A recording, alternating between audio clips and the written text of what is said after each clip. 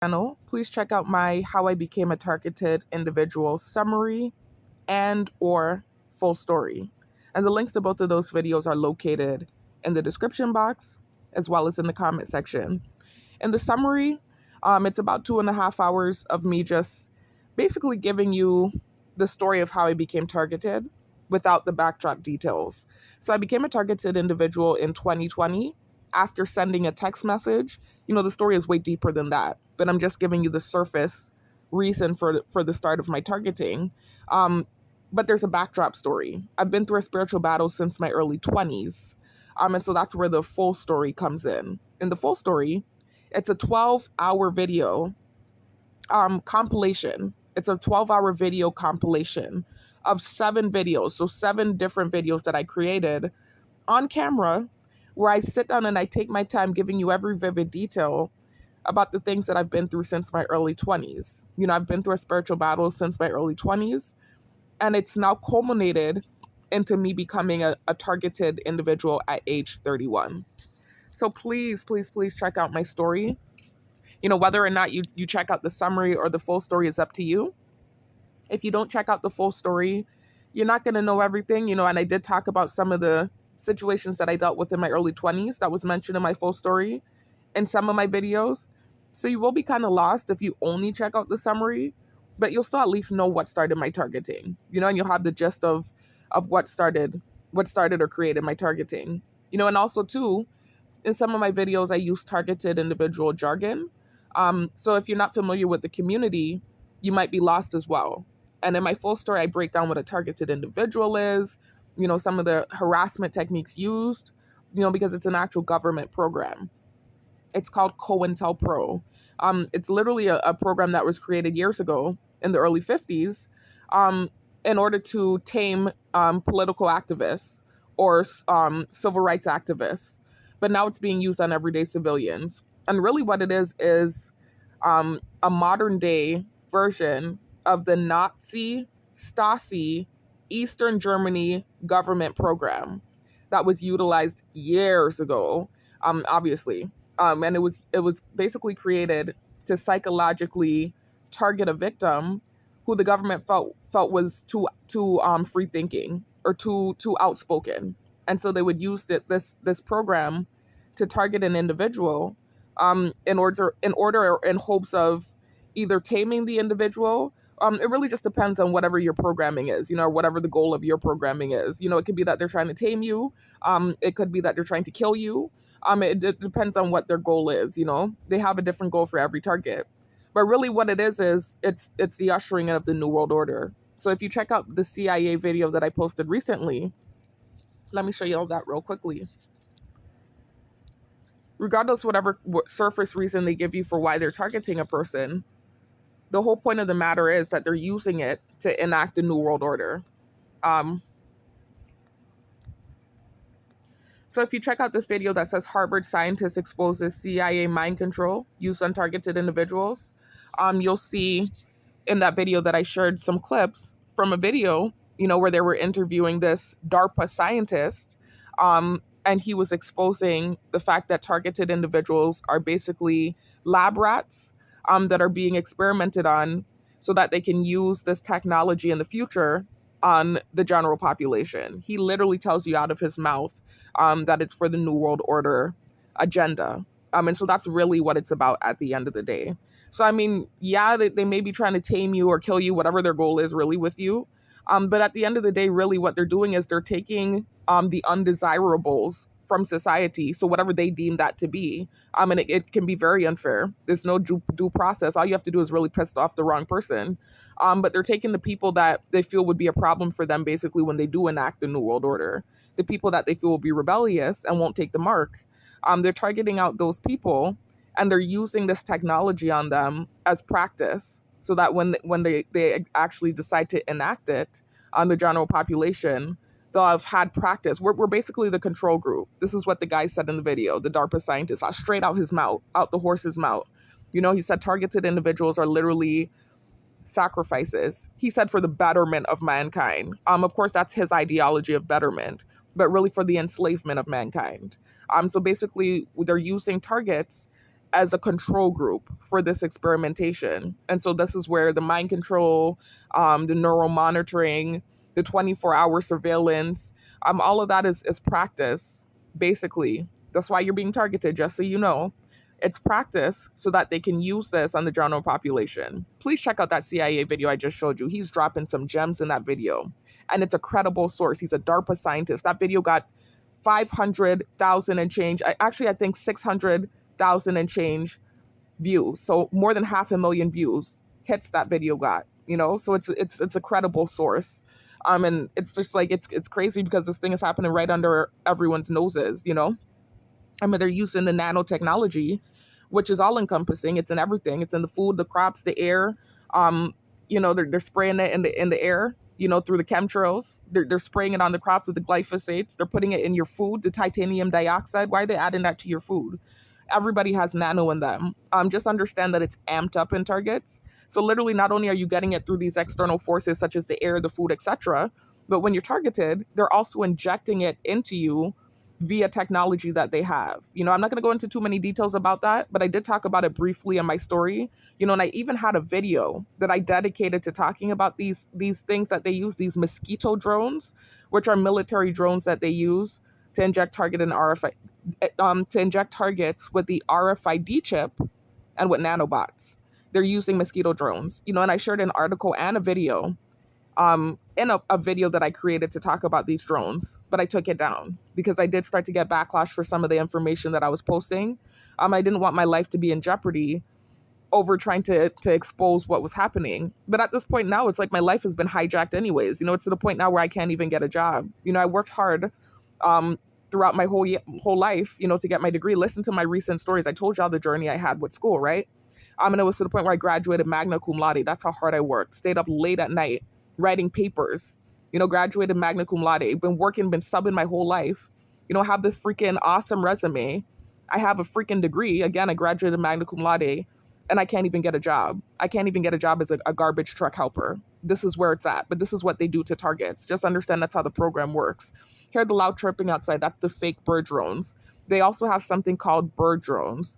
And so a lot of these birds that you see on the power lines that look like real birds, they're not. Look it up. This is all stuff that can be confirmed. You can look it up. I actually created a video in the past where I was sharing clips from videos talking about these bird drones. But I took those down because, like I said, it started causing backlash for me. But I am going to briefly mention it in this video because this video is more documentation and also me just, again, talking about my experience as a target. I've been trying to steer away from that type of content and subject matter. I have really been trying to be positive. I know y'all have been seeing my recent videos. But I realized with this program, once you're in it, it doesn't matter how positive you are. It's this demonic entity that takes over the people around you. And they actually, from what I understand, have the technology, obviously. They're reading your mind. They can do all this crazy stuff. This is nothing. They have frequencies that they can use to control a whole population of people. And so remember, I already told you, everyone has nano in them. The goal is to connect everyone's brains to a computer interface. Check out that CIA video I shared with the DARPA scientist. He's literally very clearly out of his mouth telling you what the goal of this nanotechnology is.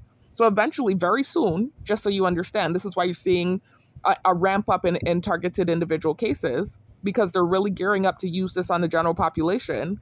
But pretty soon, what they're planning to do is activate the nanobots in everybody's body, activate the RFID chip, and connect everyone's brain to a computer interface. So it's going to be called a one mind. And this is where the New World Order is going to be enacted. And so this is what the goal of the program is, so not only are it's like they're killing two birds with one stone.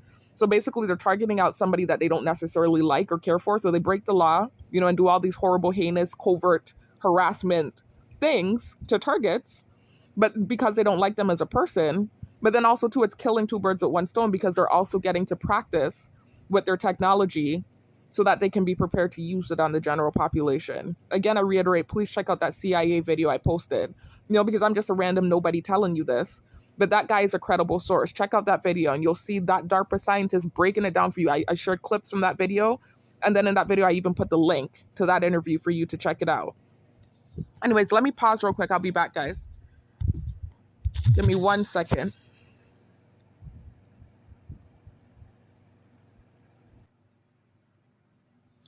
Anyways, let me continue, guys. I'm sorry about that. I ran to the bathroom real quick. I know that's a TMI. Anyway, so this video is just documentation, guys. You could kind of say event. So I guess you could say this is me being negative. Go figure, guess what time of month it is. And I'm not trying to TMI you guys, but I know if you have been following me, you'll notice that typically when horrible things happen to me within the program, it's usually around the time my period's coming. You know, it happens too often for me to think it's a coincidence. You know, and I already saw Michael Barden say that they know just when to attack or when to do things to agitate you, the gang stalkers.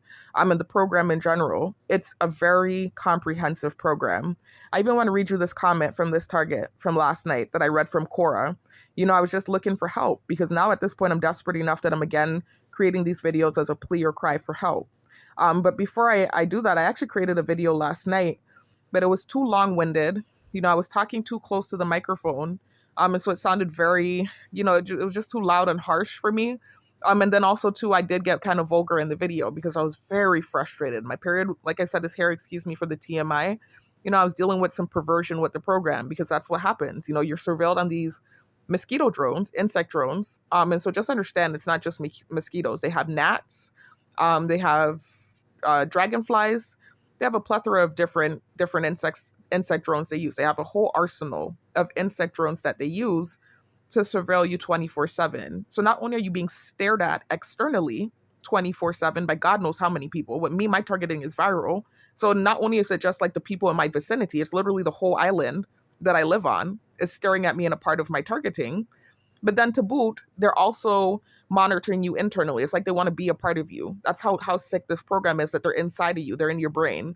So they inject you via the mosquito drones with the RFID chip and the nanobots. And the nanobots are so small and microscopic that they can cross the blood-brain barrier. Basically get into your brain, connect to your nervous system, and they can read your mind. They can insert thoughts into your mind. They can do MK Ultra mind control. Actually, please, again, I reiterate, because that's more corroboration for me because they've been trying to frame me. Let me show you something. That same CIA video I told you about, I'm going to go to it again just so you can see it's pertinent information. If you're a target, you need to watch this video. Shit, if you're a human being, you need to watch this video. I don't care what community you come from because I know I have followers from different communities. You know, I still have some natural hair, dreadlock journey followers that are subscribed to me. I have some music followers subscribed to me, and then I have targeted individuals subscribe to me. And then for whatever for all I know, probably miscellaneous followers as well. You know how that works on YouTube. But anybody that's a human needs to check out this CIA video that I posted. Because literally not only is this something that's affecting targets, it's affecting targets at the moment, but it will have an effect on mankind in the future, right? And he's telling you what's coming. He's very clearly telling you what's coming and that people are so ignorant that they don't care, you know, until it starts to really happen to them. He literally is telling you that in the video. It's hilarious. But anyway, it's really not. It's actually so sad that I have to laugh, though. But anyways, I forgot what I was going to say. In that video, it also corroborates what I've been saying about them trying to frame me. Because with the mind control, you know, Michael Barden even talks about that. Let me show you this video as well. Sorry, I don't want to hop all over the place. Where's that video? This one. That says patent for synthetic telepathy used on targeted individuals. And you see artificial telepathy and the brain as the thumbnail. In that video, I'm showing you the actual patent from Michael Barden's TikTok. You know, I shared a clip from Michael Barden's TikTok where he's showing you the patent for this brain to computer interface technology. They have a patent for it. You can do a simple Google search and find it. Because they do try to gaslight targets and make it seem like we're schizophrenic or crazy. Just so you understand, schizophrenia is a fake illness. It's not real. What it is a targeted individual that's been gaslit. And I created a video breaking that down very clearly as well. And I took that down because that also too was causing backdrop for me, backlash. But at this point, I have nothing to lose. You know, I'm sitting here all day long being stared at, tortured covertly, noise campaigns. They're watching me butt naked in the bathroom. You know, I could tell they're hitting me with energy weapons. I know how it feels when they're doing it.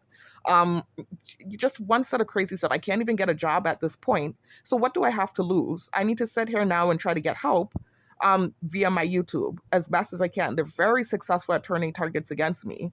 So this is why I asked, please check out my full story. Because literally there's an explanation for every negative thing they can show you about me. You know, it's literally just been reactive abuse. So me reacting to the abuse that happens in the program. And unfortunately for me, and I attribute this to my ADD, I do have impulsivity issues. I've had it throughout the years. And when I say impulsivity, I'm talking about my reaction. I can react very harshly to things, much less for being targeted and the horrible things that happen to targets. You can imagine my reactions were very extreme. And so I was even having temporary insanity when I tried to relocate off of this island and I really got heavily gang stalked. Oh my God, I had some horrible reactions in my car and I shared some very offensive content, even racially charged content in response to what had happened to me in Indiana. So please listen to my full story. There was even an incident with this homeless man on the Greyhound bus. And again, all they do is they hone in on the reaction. And of course, they don't show you what caused the reaction. They just literally hone in on your reaction to their abuse and then use that to propel your targeting. So let me actually read this comment to you guys that I saw in Quora, because yesterday I was so frustrated when I realized what was going on with the job situation. Shit, positivity went right out the window, and go figure, it happened right around the time my period came. My period came last night. And if you've been an avid follower, watching my videos, you'll have heard me say that whenever my period comes, I get very moody. And they always hit. They always hit. They're constantly hitting anyways. When you're in this program, that's just how it works. You're constantly being attacked. But for some reason, I don't know if it's a coincidence or if they're doing it on purpose, because Michael Barden said that they do that. They actually have technology, the neuromonitoring technology that I was just mentioning, the nanobots, the RFID chip. They can actually monitor your body. So they know what's going on in your body. So they know when to attack. They know when you're moody. They can even control your mood. That's how advanced this technology is. If they want to make you pissed off, they can press a button and make you angry. If they want you to be hopping around and skipping and smiling, they can press a button and do it. That's how advanced this technology is. But anyway, so, I attribute my anger and this moodiness to the fact that my period is here, but then also to just realizing that, wait a minute, they're making it so that I can't get a job now. This is what they're really doing. And so it's a combination of things that's happening right now. And then also to just laying in the house day in, day out. I'm not used to that. I'm one of those go-getter type of girls. And I've always been out there on the grind, getting mines, right? I've always worked multiple jobs. I've always been pushing myself, always been into school. So I'm not used to this thing where it's like literally by force, I have no choice or say in the matter that I can't get out there and work and do what I need to do. I'm not used to that. And so it's really causing a bad reaction in me, and then to boot, that's happening. And then constantly all day long, not only are they staring at you obsessively, but then doing noise campaigns, sending you videos with stimuli in it. They also have the ability, they want to totally encompass you with this program. The way Michael Barden described it is like when somebody wants to hug you tight, but they're really trying to choke you out. Because he was saying one of the gang stalkers told him that, something about a hug or something like that. And what it is really they're trying to hug you and choke you out, basically is what they're doing with this program. Slowly but surely, just enclosing around you like a tight freaking vice until they squeeze you out. And so if you're weak, and I don't want to say weak because that sounds so freaking condescending. And I know how this program is. I've had a lot of weak moments. Hence the reason why my target is so freaking viral right now, because I've had some really extreme reactions. But literally I don't know what else to call it. If you're weak and you fall victim to this program and you react the way that they hope you do, they can arrest you, because that's the goal. They can arrest you because of your anger to what they're doing to you. It's a satanic program. But literally they'll antagonize you all day long for a reaction. And then if you get angry enough and you react, let's say you break something, you punch someone in the face or something like that because you're angry at what you're dealing with 24/7, they can throw you in jail and then use deniable plausibility when you try to tell them I was being gang stalked. They'll act like you're crazy, like what you're saying is not reasonable. It's called what is it called? Plausible deniability. So this is what they'll use on you. This is what they use on targets. But then the other method they might use is say that you're crazy, with the things that you're saying, and Baker Act you. So in other words, you have no choice for saying it, and they'll just throw you in the mental asylum. This is something that happens. You have people right now all over the world that's sitting in mental asylums that are not crazy at all, but they're targeted individuals. You have people taking schizophrenia medication that don't have schizophrenia. They're targeted. So that's what's going on with this program. It's literally them killing two birds with one stone. They're taking out somebody or harassing, whatever. What's the word I'm looking for? Encapsulating, you could say, kind of, but that's not what I'm saying. That's not the word I'm looking for. I can't think of the word right now, guys. I'm having a brain blank, but they're stifling basically somebody that they don't like, right? Because that's typically the kind of people that get thrown in this program. Not really criminals sometimes, but oftentimes not. It's typically people that say controversial stuff or whistleblowers, people that the government feels like is too outspoken. They'll close you in, right? Stifle you. So killing two birds with one stone because you're somebody that's considered rebellious. And when they do try to enforce the new world order, which is coming very soon, just so you know, we're in Revelations right now, they can already see in foresight that you're going to be somebody that's going to give them a hard time. So what they're doing is trying to stifle you out, but also to practice with their technology. And so it's a 1-2 punch with this when you get targeted. And so that's basically what's going on with the program. There was something I wanted to show you. Oh yeah, this comment that I read on Quora last night because I was trying to get help. Once I realized I couldn't get a job and stuff, I kind of started to have like this freak out panic attack yesterday. And now I realize too, because typically with the stuff they do, as crazy as it is, I still can, at this point now, where I realize how the program works, I'm at the point where I can remain calm, not freak out, because I've always been a very even-keeled person. Out of all of my siblings, there's 5 of us. I've said this in several videos. I am the most even-tempered. That was always the joke, that nothing could get me mad. I was so laid back, right? It was to the point where my sisters used to get so mad when they would fight with me back in the day because I wouldn't get mad and they would be getting so freaking worked up. And I would say what I said, feel like I was right. In my perception, I'm right.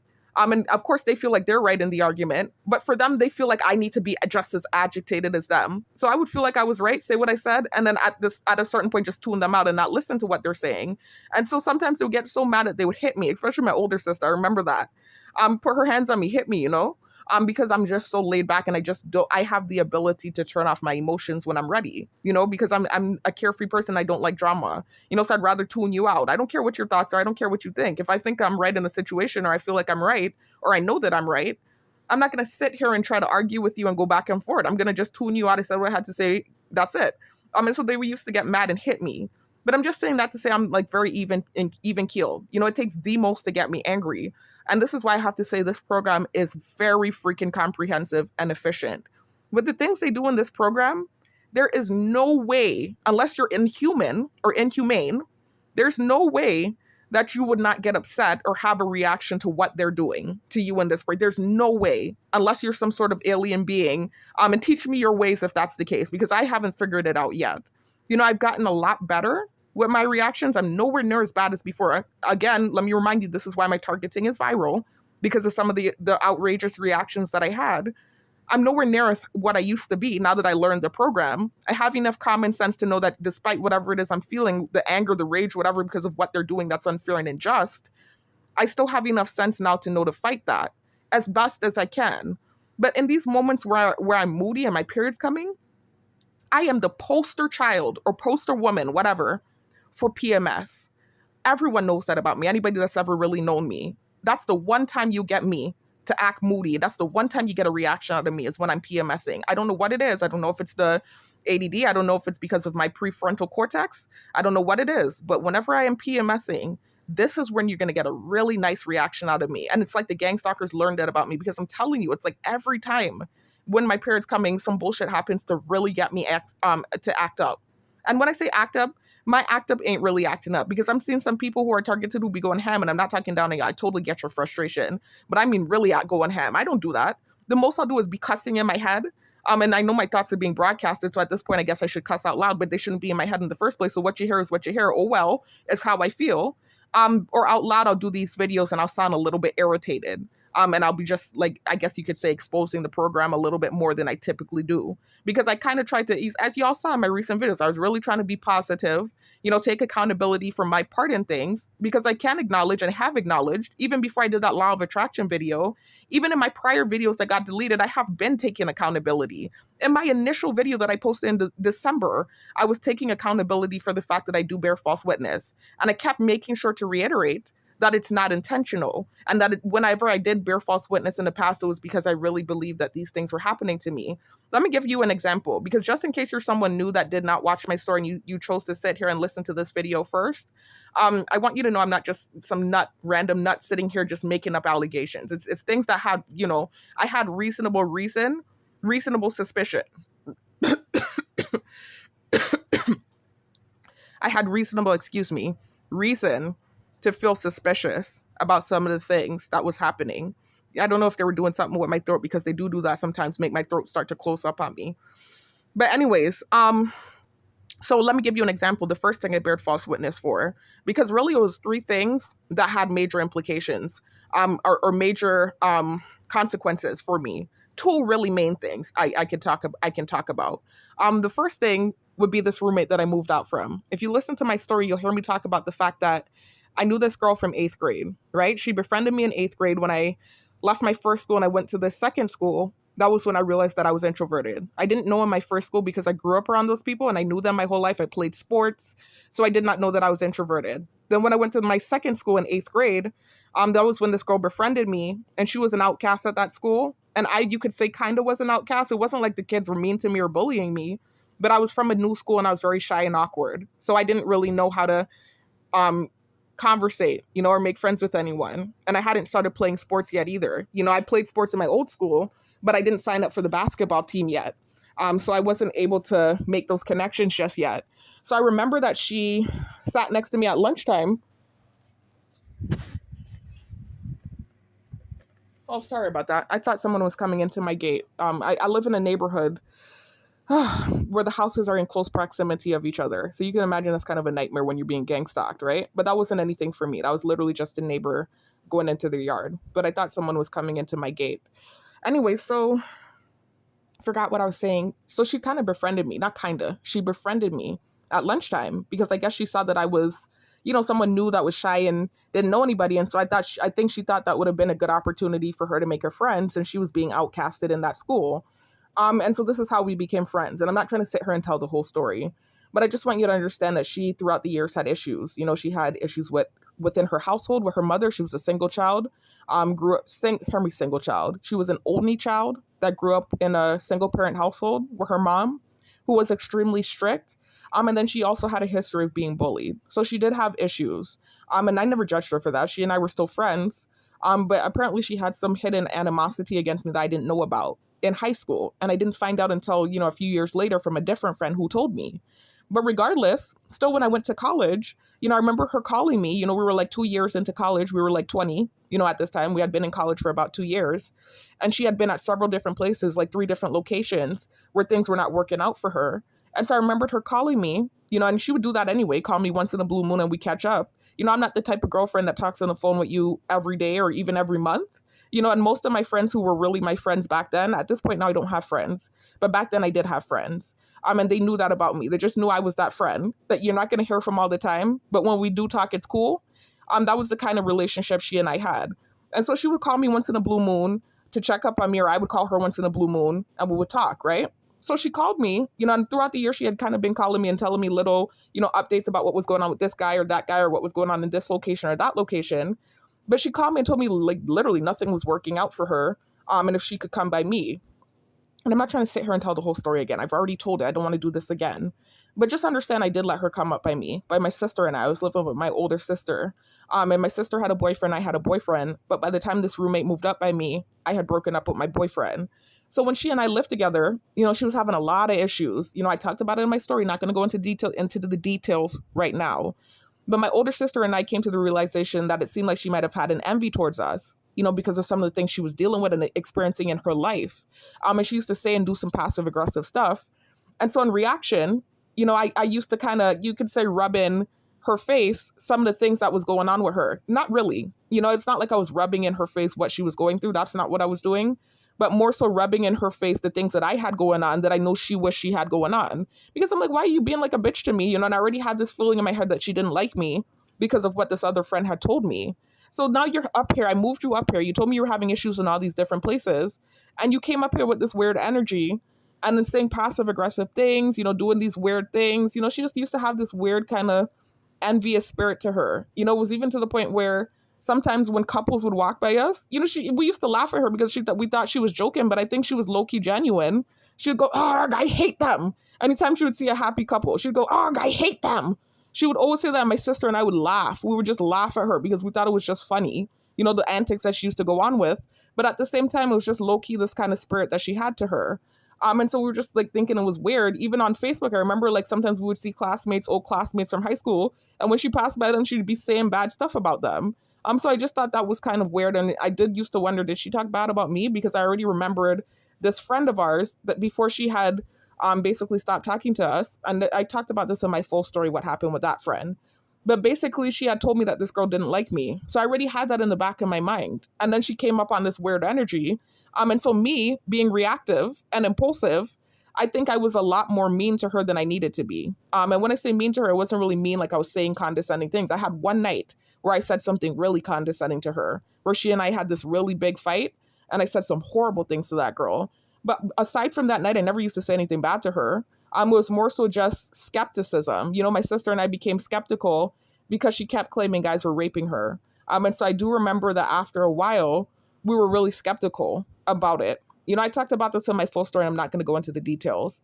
But there was plenty of motive for her to do something to me. There was plenty of motive, and she was going through so much at the time too. You know, it's possible that she could have done something. And then another weird coincidence that I didn't mention in my story was that when my sister and I moved out from her, we were in Tallahassee, just so you understand. So this is a small town. And so when my sister and I moved out from her, we befriended these two girls that were witches. We befriended them. We didn't know they were witches. You know, my sister actually met them on this website, this mommy friend website, because my sister had my niece at the time. And so I remembered her going on this website for moms, young moms that wanted to meet and be friends. And this is how we met those two girls that were witches. And the weird thing about it is, out of all of the people that my sister had conversed with on that site, she said she never remembers messaging them, but she just saw this random message with the girl responding to what seemed like something she would have sent to them, but she didn't send any message. So she said she doesn't even know how the girl found her or how she even wrote her. But out of all the friends she made on that website, that's the friends that we made that you could say we cleaved to the most. They were the most like us. You know, it's really like a Satan, you know, sent them along because they were really like us. You know, so many things in common with us. The way they view the world, they were into holistic health. You know, everything was on point and on cue except the spirituality. You know, and at first we just thought they were Egyptologists. So we didn't have a problem with that. You know, we're very open. You know, it's so funny now that they're trying to paint it like I'm this prejudiced person.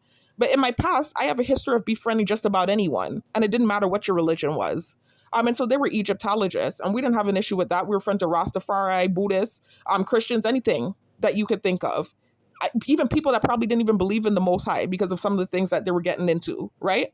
Not to glorify that, but I'm just saying we were never judgmental of people. So anyway, these friends eventually revealed to us that they were witches. I'm not going to go into the details about it. But eventually, you know, we saw on Facebook, it was the weirdest thing ever. We were still friends with her on Facebook. We saw that they had a mutual friend with one of her mutual friends, this person that she had got really close with, that was in that same weird kind of witch community. So all of that clicks to me. It was weird. I remember my sister and I seeing that. We had seen that mutual friend. And we were like, wait a minute, what the hell? You know, it was weird. It was weird how that happened, how we noticed that. I mean, Tallahassee's a small place, so that could just be a coincidence. But literally, this person that she had linked up with, that she had became like besties with after moving out from us, we literally saw that these two girls we had befriended that were apparently witches was mutual friends with that friend. So we're just like, okay, so she was hanging out in that community, those type of people. And again, not trying to sound judgmental, but I'm saying those type of people because they were literally proclaimed witches. This is why we ended up not being friends with them anymore. You know, it's one thing if you have a different spirituality, we're not judgmental. We used to go to their house and do something called Meeting of the Minds, which used to be really fun. And it was different people of different religions. You know, we even had an Ashkenazi Jew in there one night. And she was conversing back and forth with us why she thought she was the real Jew and why we thought we were the real Jew. And it didn't get nasty or anything. It was very, what's the word I'm looking for? Oh my gosh, I'm having a brain fart. Regardless, it was camaraderie ship in there. There was no arguments, you know, it didn't get nasty at all. It was fun, actually. You know, it was like this lighthearted, fun debate that didn't get bad. And so we used to do stuff like that and it was fun. But when we found out basically that they were not just Egyptologists, but literally into practicing magic and doing witchcraft, this was when we realized, and they actually literally started calling themselves brujas, you know, and they were openly, to us, openly themselves, we realized, okay, whoa, this is too much now. You know, it's one thing if you don't believe in what we believe in, or you have a different spirituality, that's perfectly fine. But now your spirituality actually kind of conflicts with our own. It's to the point where you're now not only telling us to look at the Bible esoterically, you're even at some certain points kind of cursing the Bible. I remember her man was talking about God and saying, you know, y'all seem like y'all still praying to your sky daddy. He called God a sky daddy, you know, so this is what started happening. And we started realizing wait a minute, whoa, this is not something that we can continue or maintain because it's just too different. Their belief system is way too different to ours. But at that point we had done eating from them. They were already in our space. I even stupidly sat there and laid there and let them do some lucid dreaming thing on me. I talked about this in my full story. I'm not going to talk about it right now. But it was literally just, you could say, pushover activity with me, and not wanting to lose friendship with them. What happened in that situation? I'm not going to go into the details of it right now. But really, it could have came from anywhere. I just know in my early 20s, this weird spiritual thing started happening. In my law of attraction video, I was taking accountability for my part in things. Oh, look at what happened. You see the ADD? I'm going to point it out every time now. I went off on a tangent. I am trying to kind of slightly rehash the story of what happened to me without totally doing it, because I want you to check out my story for yourself. I don't want to, it's redundant to sit here in this video and retell my story, but I did kind of want to refresh a little bit on it so I could talk about what I want to talk about now. But I started just literally retelling my story, and I was actually just trying to tell you guys how I bared false witness. So the first time was with that roommate. So basically after we moved out from her, before we made friends with those girls that were witches, when we still lived with her, this was like, I want to say like about a month before we moved out from her, we had went home for the Christmas vacation. And then when we came back up, she's from the same island as us, but she didn't come home for the vacation. She stayed up there. She was having issues with her mom. She's an only child. And then I think she had like a good relationship with her godmother. But that relationship, even though it was a good relationship, I think she probably didn't want to go and stay in that lady's house. I don't know. She grew up with that lady. So I think they were really close, but I think she just didn't want to go home. I just think she didn't want to go home at the time. I think she wasn't getting along with her mom, and I think she just didn't want to go and stay with that godmother again, and keep doing that every time. So she stayed up, and I remember my sister and I came home for the vacation. So when we got back up there, we went in my sister's bathroom, in my sister's room, and went in her bathroom. And on top of my sister's toilet is this girl's dirty underwear. Now, mind you, this was a 3-bedroom townhome. Rent is very cheap. I don't know if it still is. This was years ago. I don't know how it is now. But back then, I remember Tallahassee was voted most livable city in the United States. Because it's a very nice, quaint type of college town. And rent is very affordable. It's a really nice town out there. And so I remembered that we were able to afford a townhome. All 3 of us were working, and we were able to afford a townhome together. So my roommate was downstairs, her bedroom. My room was upstairs on one side. And then my sister, my brother-in-law, and my niece's room was on the other side, across the hall from me.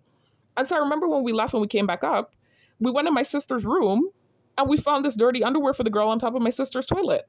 So we're like, why is this here? What would she have been doing in my sister's room while we were out of town? This is what we're thinking in our head. And then it's a dirty panty too. Why is there a dirty panty there left on top of her toilet? That's strange to me, right? So I could see if that was the only thing that happened. Then you could say I'm reaching. You might be like, okay, well, it might be a coincidence. That is weird, but it could be anything, It could have been that maybe she was doing nastiness. Like, I've seen stuff like that too, where she could have been rubbing her underwear on my sister's toothbrush or, whatever. Who knows? I've seen all kinds of weird, creepy stuff. I even talked about this before, what I saw this college girl do, basically on this interview, not interview, it was this special on CNN, I believe it was. They were talking about this college girl and how what she was doing to her roommate was rubbing her dirty, nasty underwear and stuff like that on the roommate's personal items. And she even took the roommate's toothbrush and scrubbed the toilet with it. Now, that's my worst nightmare. I hate bathrooms. I can't imagine or fathom somebody doing something so freaking whatless and nasty. And that's just island talk, guys, or island slang. Whatless means worthless, nasty, disgusting. I can't imagine somebody doing that to somebody, but she was doing that. And so basically they found out that it was her because the girl kept getting sick. Her throat, she had, I think they said strep throat. And they found specks of E. coli in her esophagus. And this is how they figured out that there was something going on. Why was there poop in her esophagus? And then this girl, they figured out was doing that stuff to her. So it could have been something like that, right? Because then my sister started getting sick. It wasn't just that we found the underwear. My sister started getting sick. She got really skinny. But here's the kicker. We went to the doctor and my sister got checked up, full checkup, everything. They couldn't find anything wrong with her. Nothing. She's throwing up and pooping, getting really skinny. I remember all kind of blood tests we did. We were so scared. They couldn't find nothing wrong with her. No E. coli poisoning, no food poisoning, no type of poisoning, nothing. They couldn't find nothing wrong with her. A sign of witchcraft, I just found this out again yesterday. I already knew this from months ago when I was looking into the stuff. One of the major common signs of witchcraft is getting sick and the doctors can't find anything wrong with you. So literally you'll be sick as a dog, but you're going to the doctor and they can't find anything wrong with you. My sister was skinny as a freaking toothpick. Skinny, like a twig. And they could not find anything wrong with her. Nothing. You know, she was even drinking coconut water, could not figure out what was going on with this girl. As soon as we moved out from this roommate and we started going to the doctor, you know, taking her, not to the doctor, I'm sorry, I'm saying stupidness. As soon as we moved out, I'm sorry, I'm hearing noise campaign in the background. That's why I'm surprised I'm even keeping my words straight. I'm so used to hearing the stupid shit in the background anyways, of getting good at it, you know, ignoring it and tuning it out, but I still do have ADD. So I can get distracted easily. But anyway, so after we moved out, we started eating healthy. You know, we turned into like, you could say fitness, health junkies. You know, we started to eat healthy, like organic foods, non-GMO foods, fresh cut, wild caught type foods, you know, grass fed, that type of thing. Really changed up our diet and got into holistic health. And then also too, started going to church again. So we started going to the Hebrew church and praying, et cetera, et cetera. And my sister got better. So to me, that's indicative of witchcraft. And maybe my sister's faith and her prayers is what lifted it up off of her. And I think maybe my lack of faith throughout the years maybe is why it stayed on me and it didn't lift up off of me. I don't really know.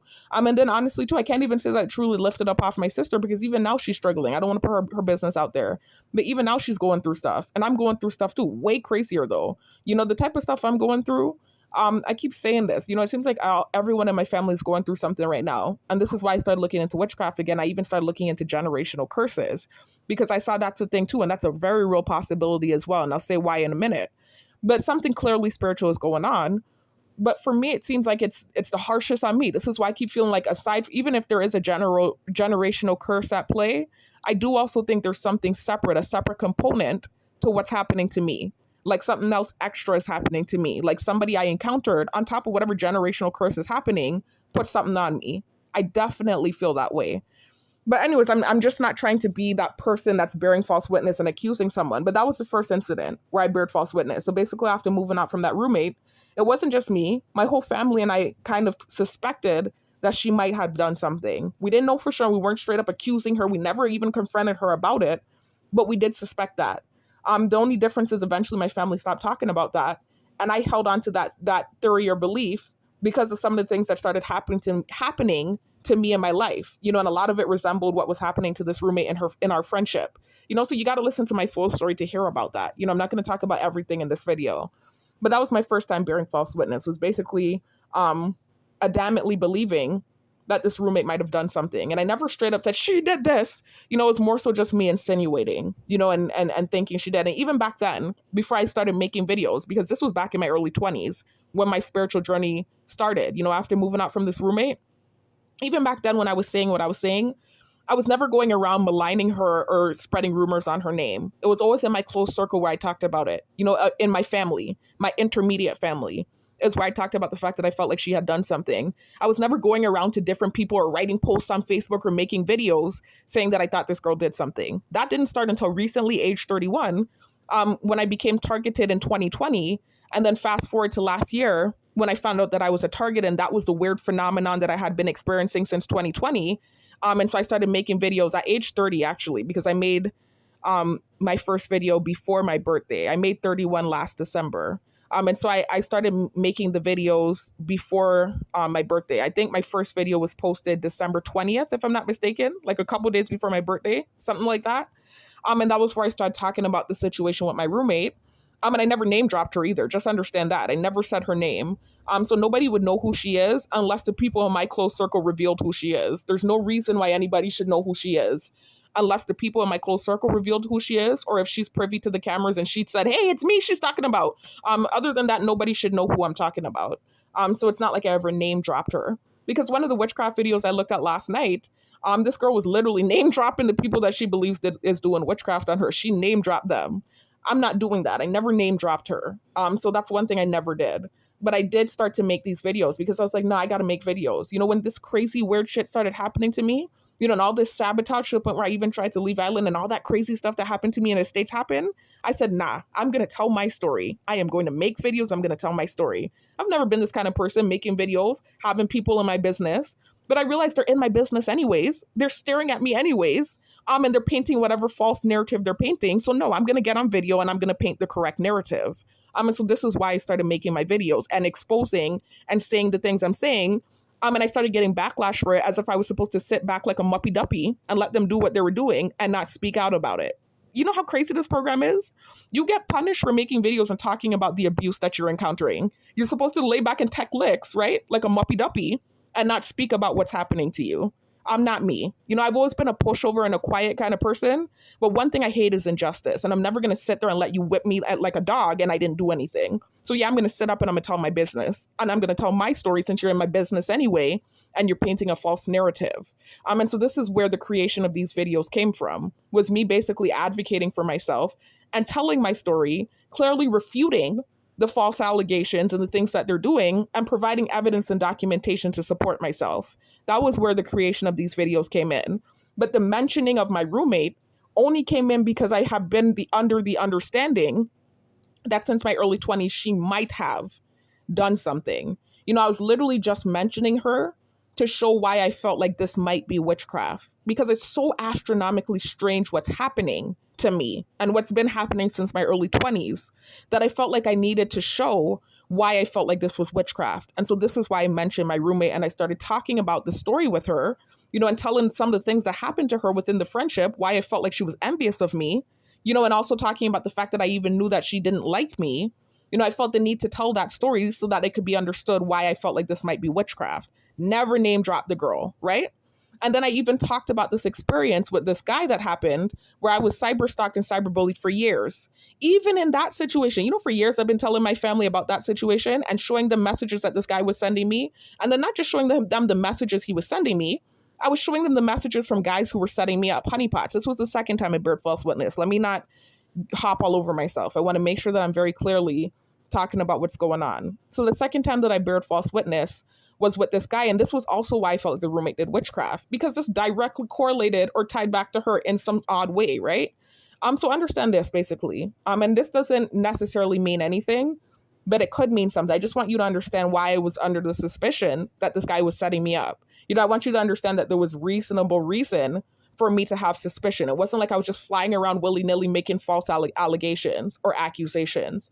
So understand this friendship with my roommate and I was toxic. So when she and I moved out from each other, went our separate ways, it wasn't necessarily on the best note. It wasn't like we were beefing per se, but we were not on a good note. It wasn't on a good tip. You know, it was very toxic when we were living together. You know, my sister was suffering too. We were both dealing with it. You know, I remember back then my family was on my side. We all were seeing what was happening. But now it's this weird thing that's happening where I'm being painted as the villain. It's this strange witchcraft, weird type of thing that's happening now.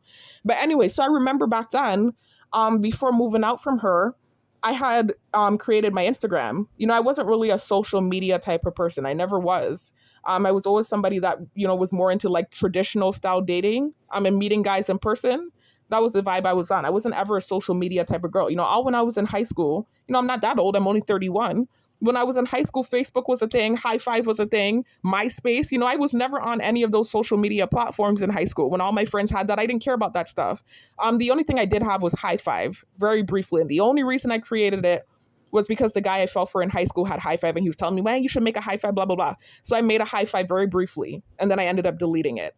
But I was never a social media type of girl. So I remembered in my early 20s when this roommate came up by me, she was showing me Instagram. You know, my sister already had Instagram and was kind of showing me it too. Both of my sisters actually, showing me it and telling me like, why don't you have a, you know, an Instagram or a Facebook? I'm just like, I don't care about that stuff, you know? And so I remember my roommate like really adamantly showing me it and telling me how cool it was and showing me how we could take pictures and blah, blah, blah. And, you know, so I was just like, okay, well, whatever, I'll give it a try. So I remember I created my Instagram. You know, we took some pictures together and she tagged me in them. And this is how I started my Instagram. And then also too, you know, I was dealing with some stuff with my ex. You know, I had just started building the Instagram when the roommate came up. But then after the incident that happened with him happened, you know, listen to my full story if you want to hear what happened. That was when I really started taking Instagram seriously, because when I first created it, you know, I thought it was cool because I did start to get a lot of likes and followers and stuff. And I was like, wait a minute, this is kind of addictive. You know, this is kind of fun. But I still wasn't taking it seriously like that. But then when what happened with my ex happened, and I saw that he was on Instagram, and I realized that I could put up pictures to entice him. And I know that sounds so horrible, but I'm just keeping it real. That's one thing about me. I'm very candid, to the point where it's sometimes a detriment to me. But I realized I could try to entice him by putting up nice pictures. I started to try and like put up some really thirst trap, you know, provocative pictures to get his attention. So anyways, while I was doing this, I remember, and this was shortly before, like I said, moving out from the roommate. This might have been like a month before moving out from her. I remember that a lot of guys were under my pictures. They were DMing me, so in my inbox. And then I remember specifically this older guy that wrote under my picture. And I don't know, it was just something about the way he wrote me. It was different to the other guys because, it didn't even have anything to do with how he looked, because I actually had better looking guys writing under my pictures. And I'm not saying that in a derogatory way. I'm not saying that. I'm not trying to be negative. But I just want you to understand, because they painted like I'm this vain person. But really, then why would I select him? Because he's not an unattractive guy. He is an attractive guy. But I had like really, popping dudes up under my pictures and in my inbox, and I wrote him. And it was literally just the way he wrote me. It was something about the way he wrote me that caught my attention. I can't really explain. I think it's because he was an older guy. He even had smooth something on his page. But I think he just had this allure to him. And so it was like when he wrote me, it caught my attention. And so I remembered, out of all of those messages I had, I don't know what the hell possessed me to choose him, but I wrote him instead. I answered him, because it was just something about the way he wrote me. I can't even tell you what he said. It was something he said that was just freaking smooth. And I was like, whoa, wait a minute. And so I remembered answering him, and kind of having like this little mini conversation with him under the picture. And then I didn't talk to him again. He told me to, he wrote me in my DMs after that and asked me to call him. He put the number there and I never called. So then I remembered a few weeks later, he wrote me again and asked me if I forgot about him, basically. And so I was like, you know what, let me call this guy. I don't know what possessed me. When I think about it now, I just want to slap myself in the head, because why would you even, I don't want to sound like that, because I know we're in a new day and age and everything is technology right now. And actually a lot of relationships start through or via internet, right? So I'm not judging anybody that does that. But I don't advise doing that. I think it's a horrible way to meet someone. You're not seeing the mannerisms of the person. You're not really getting to feel the person out in person. You're not really getting to be your genuine self. I just don't think that's the best way to meet somebody. I mean, it works for some people. Shit, some people meet through virtually, through the internet, and it works out and they get married and everything. So I don't want to be that person that's a Debbie Downer and say, don't do it, and then it works for someone else. But from my experience, at first it seemed like the ideal situation for me because of the kind of personality I have. But it was a nightmare. And I just don't think I think it's a dangerous option. It's something you can do that sometimes works out, but I feel like it's playing like Russian roulette, like you don't know if it's going to work out for you or not. Or you're going to be that one person that gets the bullet, like I hate to use that terminology, but like you really don't know. So anyways, I did call him and I ended up like having this connection with him over the phone because he had like this gregarious type of charming personality. So it was just like made me feel comfortable, and I started conversing with him and realizing, wait a minute, okay, this guy has a head on his shoulder. Seems like the kind of guy that I would like, right? So him and I started talking, and and I know this doesn't matter, but the reason why, I just want you to understand where my suspicion came from, so you can understand I wasn't just throwing out accusations willy-nilly. Like I had reasonable reason to feel suspicion, but it's just how far I took the accusation, where I said it was wrong and I take accountability for it. But he had the same nationality as my roommate. So understand, we're all from the same island, right? So let's say, let me give you an example. Well, I told y'all where I'm from. I could just tell y'all. I don't know why I'm doing that. I'm from the Virgin Islands, right? So I'm from St. Croix. I'm not going to tell you the island they're from, but they're from a different island. So even though they're stationed here on this island, on St. Croix, where I'm from, we grew up, born and raised on this island, their nationality is of a different island. You know how that can be the case sometimes? Like you grew up in one state, but your people is from a different state. It was like that for them, but in the island life, so they're from basically St. Croix, but their people is from a different island. And the island that their people is from is the same island. And so typically on this island, the people from that island, most of them know each other. I don't want to sound ignorant and say they all know each other. That's stupid and ignorant to say. But it's already a small island anyway. So most people know most people down here anyways. And then to boot, they had the same nationality. So I'm almost certain they knew each other. So this is why I started feeling suspicious, because I'm like, it's a small island. They're of the same nationality, and then what happened. So let me tell y'all what happened, right? So then I moved out from living with the roommate, and before I moved out, I started telling him everything that was going on with her, by the way, because I didn't know he knew who she was. I never said her name. I just told him, and also too, she and I were private school girls. Yeah, we went to public school in high school, but in elementary, like 8th grade and down, we went to private school. So I kind of felt like he wouldn't know who she was. He was older. He was a good 9 or 10 years older than me. And then to boot, different school, like different school and stuff. So I just felt like maybe not running in the same circles, maybe he wouldn't know who she is. This is how I felt. And so I was telling him all of her business and just telling him all the drama that was happening in the house with her. Like when you get to know a guy and you trust them, and it's like kind of like this person that you're talking to and you trust and you feel comfortable with. It wasn't some random that I was gossiping with. I was literally talking to him like somebody that I trusted and I was confiding in. And so I was telling him all of this girl's business, and just basically the things that she was doing, the passive aggressive things, the fact that I felt like she was envious of me, the fact that she kept calling rape, these different things that I was telling him because I felt like it was a safe source. I felt like he didn't know who she was. I didn't say her name, so I felt like this was an unbiased air that I was venting to. That's what it felt like. I even told him personal things about me. Listen to my full story. I even told him embarrassing things about me. So, so that's just to corroborate what I'm saying, that I trusted him. And I didn't know that he knew who she was. Well, he claims he didn't know who she was the whole time. This is what he says. Let me not say claims like he's lying, but I'm literally just telling you this is what he claims, right? So anyways, about a year in of us talking or something like that, 7 months in, 8 months, a good while in, he randomly comes to me one day and asks me, your roommate is so-and-so, and he says her name. And so immediately I start to panic, like, wait a minute, how does he know who she is? I started panicking because I was like, wait a minute, was this whole thing a setup? And then I started connecting all these dots in my head, and I'm like, wait a minute, they're the same nationality, even though they're from the same island as me, their family is from the same island. Just these different connections I started making in my head, it just really started to feel like a setup after a while, because the story he told me too didn't even fully make sense to me, because we're not even in the same circles. Like I said, he's in a whole different age group to us, but at the same time, it's possible for him to have ended up on her page because she's a mutual friend. She was friends with me on Facebook, Instagram, excuse me, because this was where he claims he saw the picture of my niece. But he's saying basically he came across her page on Instagram, and he dug through her pictures and saw a picture of my niece. And this is how he knew who my roommate was. He's like, he put 2 and 2 together because he saw the picture of my niece. And this is how he figured out that she was my roommate. And so I said, but how did you end up on her page? I said, how did you end up following her? And so he was telling me some roundabout story about how he ended up following her. And he was telling me that he just was looking through her pictures. And mind you, this picture of my niece was kind of far down on the page. So this is all why I was suspicious. It wasn't like a random, stupid accusation that didn't have any merit. It did kind of make sense for me to be suspicious, especially considering what happened with she and I in our friendship. And then all the weird stuff that happened with my sister getting sick in the underwear, I was already on edge. And then for him to now come and tell me if my roommate is so-and-so, and he claims he found her page by whim or fluke or whatever, it's possible. I can admit that because, again, she was a mutual friend. She was a friend of mine on Instagram. I don't know if I haven't been on Instagram in years. So I don't know if it works like Facebook, where the mutual friends kind of, show at the bottom of the screen. I don't know if that's how it works with Instagram, but it might. So it's possible that could have happened, and he could have ended up on her page that way. But for me at the time, that wasn't adding up. For me, I just automatically thought setup. And so this is where that false accusation came from, and where I started kind of like being accusatory towards him.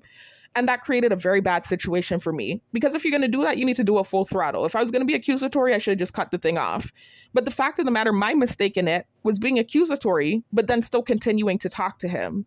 And that's what created this horrible situation for me, because it carried on and carried on and carried on, until I met him in person. And then it turned into this horrible thing. He sent me some offensive memes. And then with my rejection, sensitivity, dysphoria, so you have that impulsive reaction to things that might not be that serious. Someone else might not react as adversely. I had this horrible reaction. And I said these really horrible things to him. It wasn't even comparable to the meme he sent me. He literally just sent me a meme of a has-been actor that looked like a drug addict that had black rings around his eyes. And I literally used my words to cut him. I was saying all kinds of stuff to this man. Like, I really went in on him. And then to boot, I even stupidly, because I heard laughing in the background, I felt like Bobo the Fool, I started to insult the people from the island I'm from, like a dummy. And so I can admit my wrong in that, and I have in all of my videos. So that's never been the issue of me not admitting my wrong or taking accountability. The issue is that I don't understand why it went so far. It's like, again, I keep saying this, the punishment is not fitting the crime. Because for years after that, I was gang stalked, cyberbullied, could not date a dude genuinely on this island. They all knew about the situation. It was like they had group chats going on where it was like this big joke about me. And then throughout the years too, he would be messaging me and it would seem taunting. It would be like this passive, I can't explain it. It wasn't like he was ever straight up. He's a very, I can't explain. I don't want to talk too much about that. I don't want to go into too much details, but it was never like I could prove outright that he was being passive aggressive. I couldn't prove it outright. To the naked eye would just look, he was just writing me, but it was literally like passive aggressive things that was being done. I'm not going to go into details. I made a video about it. I'm not going to go into the details about it. But for years I was gang stalked and I had honeypots contacting me, guys knowing about me that I didn't know about that were reaching out just to set me up, literally just reaching out to set me up, and to tell me bullshit or grade or, put a picture with the eyebrow up, just weird stuff to set me up because they felt like I was this bitch or whatever they felt like about me. And so that was what happened for years why I couldn't date a dude genuinely on island. So anyways, that was another situation where I bared false witness. Unintentionally, you can hear the reason why I did it. It was unintentional. I had reasonable suspicion, but again, it was just me taking it too far and having that over impulsive reaction to what I felt was happening at the time. Then the third time I bared false witness, the worst time yet, that created my targeting was this recent situation where I sent the text message. And so you got to listen to my full story, guys, because the video is getting too long and I didn't really want this video to be me retelling my story, but it's more so just documentation of where I'm at now in my targeting and also a plea for help. But I did start to tell my story again and I didn't mean to. But let me just very briefly say, if you listen to my story, you know already. So actually what I'm saying probably sounds redundant. But with my third bearing false witness, I was close to graduation. So basically, I was doing really well in school. I was there for 2 years doing extremely well. I'm not having any issues, very comfortable in the dorms, just kind of annoyed at night with the noises that I was hearing, because I would wake up very easily. I didn't like that. I didn't like the cramped roommate situation. It was like this this 1-bedroom room cramped up with three girls, And so for me, that was uncomfortable. I just didn't like that. I'm a person that likes my private space. I like my privacy. I'm just somebody that likes to have my privacy. I don't like, I'm an awkward introvert type of girl. I don't like living with somebody that I don't know like that. And so I was doing it. It was fine. It wasn't a big deal. And actually, in retrospect, I kind of wish I had just bared it out. It was not that big of a deal. It really wasn't. But for me, I was just like, man, I'm too old for this. I was like, I'm 27. If you listen to my full story, you'll hear why I had to take a hiatus from school. You'll hear the story. But basically, I had taken a break from school for a number of years. And so when I went back, I was 26. Actually 27, because when did I graduate? I graduated at 29. So I was 27 when I went back to school. And so I was just older than the girls on campus, and I just felt uncomfortable. I just felt like a conk, and then at the time too, I was a substitute teacher. So a lot of these girls were looking like my students and I just felt so conky. I remember telling my younger sister that and she was like, dang, I know how you feel. She said, if I feel like a conk, I can imagine how you feel, because I remember she was like 23 at the time and she and I were both back in school for the second time. But I was much older. I'm 27 and, I'm feeling like conky. That's the best way I can describe it. And I don't want to talk against anyone that's in school at a late age. If you're in school at all, congratulations, because anybody can graduate at any age. You can graduate from school at 50, so I'm not saying that and I don't want to discourage anyone. But I'm just being candid and letting you know how I felt. I felt kind of bad as it was that I was back in school at that old age. I felt good to be back in school. But I still felt bad that I had to wait so long to get back into school. And then I'm staying in the dorms, having the dorm experience at the big ripe old age of 27. So I was like, nah, man, it's like I'm teaching, I'm doing all these different things. I have a car. Why don't I get my own place? This is how I felt. And so that was the biggest mistake I could say. That was, I guess you could say, the catapult that led to or started what would eventually become my targeting. So anyways, I left a dorm where I had good food, a nice, comfortable environment. I could have just stayed there, and stopped being bougie and trying to have my own place, and then also too, I was having an issue with the bathroom. The bathroom was grossing me out because there was literally like this girl that was pooping on the seat every minute. There were bloody pads on the floor. Both my sister and I were complaining. And my sister's not even as, what's the word I'm looking for? As picky as me when it comes to bathrooms. She doesn't really care about that stuff. But with me, I have a bathroom OCD. And I've talked about this in my prior videos. So literally, I would feel physically sick when I would go into that bathroom. I would feel physically sick. And so this is why I was just like, I cannot take it. It's the noises at night. It's the nasty bathroom. And I don't mean to sound like that, but I'm just letting y'all know how I felt. I could not take it. I was feeling physically sick. I was like, I need my own space, man. I'm too old for this. I was like, there's no way I can really be dealing with this. I'm too old for this. And so this was basically what I did. I'm hearing noise campaign in the background. I don't know what the issue is. All I can do is be honest and be me, at the end of the day. So this is all I'm ever going to do is be honest and be me. And this is how I felt at the time. Again, I was never mad at those girls for the loud noises at night. I even said that in my full story. I understood that they were young college girls, and I understood I had my day. When I was younger, I was partying like crazy. I told you all that story, what happened with the ex and the going to the club every weekend with my sister. So I was never annoyed to the point where I'm sitting up like, the noise. It was nothing like that. It was more so like, girl, you too old for this. Get yourself a place. This is how I felt. I'm never ever feeling any animosity towards those girls. I totally understood that they were having the college experience. I was more so feeling animosity, or not even animosity, more so like, girl, get it together towards myself. Like, you need to get a place.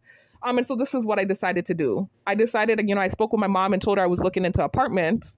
And she said, down there is expensive. And it really is. South Florida is an extremely expensive place to live in. If you get lucky and you find a cheap place, you are lucky. It's extremely expensive because it's a beautiful place. It's tropical. They call Florida the retirement state. I might not ever look at Florida the same again after the experience I had when I tried to relocate recently last year. When my targeting got bad enough on this island, I tried to relocate, had some horrible gang stalking experiences in Florida. I will never look at Florida the same way again, but I will still keep it real and say it's a beautiful state. One of the most beautiful states out there, in my opinion. And everyone knows that too. That's why it's called the retirement state or the vacation state. So it's expensive. It's expensive to get a place out there. And so I remember talking with my mom, and I had the money because I was working 3 jobs. I was working for the post office. I was also doing security at night, and I was taking up extra hours with them. And then I was also a substitute teacher. So I had money coming in. I even had my own vehicle. I wasn't paying on it. This was before the vehicle blew up in flames. I even had my own vehicle, which is also another sign of witchcraft, by the way. I saw things burning or blowing. And the reason I'm stammering is because they tried to make that a thing in my targeting. They tried to do noise campaign about that, kind of to say like I deserved it. When really and truly, if the Most High were doing that to punish me, don't you think he would have let me burn in the car? I told the story about how I literally got trapped in that car. This is why I think it's something trying to take me out. It's some sort of witchcraft, and the Most High keeps protecting me. But literally the car started to burn and I could not get out. And then last minute I was able to get out right before the car burst into flames. So it's like there's this entity or something that was put on me that's trying to take me out. And it's like the Most High keeps coming in and pulling me and saving me. But it's my own lack of faith that's making him not totally save me. So he's like just kind of saving me, but still letting me go through stuff. It's the weirdest thing ever. But anyways, that's one of the symptoms is burning stuff, and my car burned randomly. I told that story in my full story, so please check it out. I'm not going to reiterate it right now. I even had 3 back-to-back car accidents that happened after my targeting started. And I talked about how each one of those accidents happened too in my full story. So please check out my full story. I'm not going to go into it right now. But all the signs for witchcraft is there. The humiliation, the being seen naked. Again, I'm not pointing to my roommate. I'm not trying to regress and bear false witness. It could have came from any source. Like I mentioned to you, there are several different sources it could have come from. But I do believe, and I don't want to proclaim it with my tongue because the tongue is powerful. And I keep hearing when you believe it is when it works. But at this point, I've already believed it and said it so much, I think it already started to work anyways. I'm just letting y'all know that all the signs of witchcraft is there. I'm not giving it power. I denounce it in the name of Yeshua. I plead the blood of Yeshua on me. But I do believe that that's what's at play right now. And all the signs are there. Anyway, so then the other thing, so that was the other thing that I bared false witness in, though, was sending the text message. Because after leaving the dorms and going to stay in the Airbnbs, I stayed there for a good 4 to 5 months with no issues. All these different Airbnbs getting good ratings. Some of them were shared Airbnbs where I literally stayed in a bedroom in people's home. I remember I even stayed in a trailer with this lady and her kids and her husband. And I stayed in this little side bedroom that they had in their trailer. I stayed with several people in their homes with no issues, no problem at all. To the point where they're giving me big high rating and they would have me back again and this and that. And she's so mannerful and, left the place nice and clean, da-da-da-da. How usually an Airbnb guest might leave the place messy because they know they paid for the cleaning fee? I'm the kind of guest that will clean up after myself. You probably wouldn't even have to pay. You would be getting that cleaning fee for free. You wouldn't even have to clean up after I left. Literally, you could just put the next guest in the room after I leave. That's the kind of Airbnb guest I am. And so I was getting good ratings. And then all of a sudden, out of nowhere, in the last 3 Airbnbs that I stayed in, I'm not going to sit here and tell the story again, this weird type of spiritual thing started happening where out of innocent situations, these weird things would arise where I would be getting gang stalked and noise campaigns would start. It started, my first experience with noise campaigns started in the Airbnb situation, in the last 3 Airbnbs I stayed in. So it was after months of staying in Airbnbs with no issue. the last 3 Airbnbs I stayed in, I started hearing noise campaigns. And it started off of these weird, random, innocent things that didn't really make sense. You know, and it was actually kind of reminiscent of what happened to me in my early 20s when I had moved out from my roommate. And I was working at Walmart. You know, I started working at the Walmart. I think I mentioned it in the beginning of this video. I started working at the Walmart as a cashier. And out of this innocent incident, I'm not going to tell the story again, told it in my full story. And I think I even told it in my summary video. But basically, I had this innocent thing happen that created this weird situation for me where the asset protection man started stalking me up and down, you know, through the different aisles every day when I would work. You know, as a cashier, I don't know if you know this, but sometimes they'll put you on different registers. It's not like you have a designated register. Whatever register I was put on, I would be seeing this asset protection man after the incident that happened. Completely innocent incident. You know, all of these things I talked about again, guys, in my full story, and some of them in my summary, but for sure in the full story. So if you want to know more details about what I'm saying and you haven't checked those videos out yet, please check them out.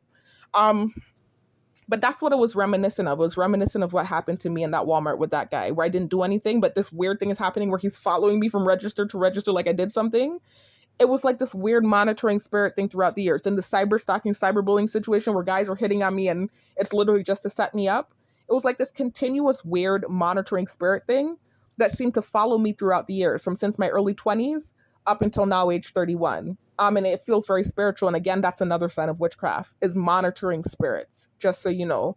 Also flies. I just learned yesterday, apparently flies are another sign of witchcraft. I saw it in a video yesterday. I was like, oh my gosh, what? And apparently they said the flies are like supposed to be carrying back news. Go figure, what's used in this program? What did I tell y'all? You know, y'all that have been following me, y'all saw that video that I took down where I was showing y'all the article and the video about the mosquito drones and the insect drones that the military uses on targeted individuals. What that has microphones and cameras on them. Come on, man. All the signs of witchcraft is there. It's as clear as day. But anyway, so let me continue. So that situation basically created like this paranoia in me. And I already had this kind of paranoid feeling where I always felt like someone, not constantly, not like, you know, one of those real, like, I don't even want to use the word schizophrenic because I use that term loosely now that I know what I know.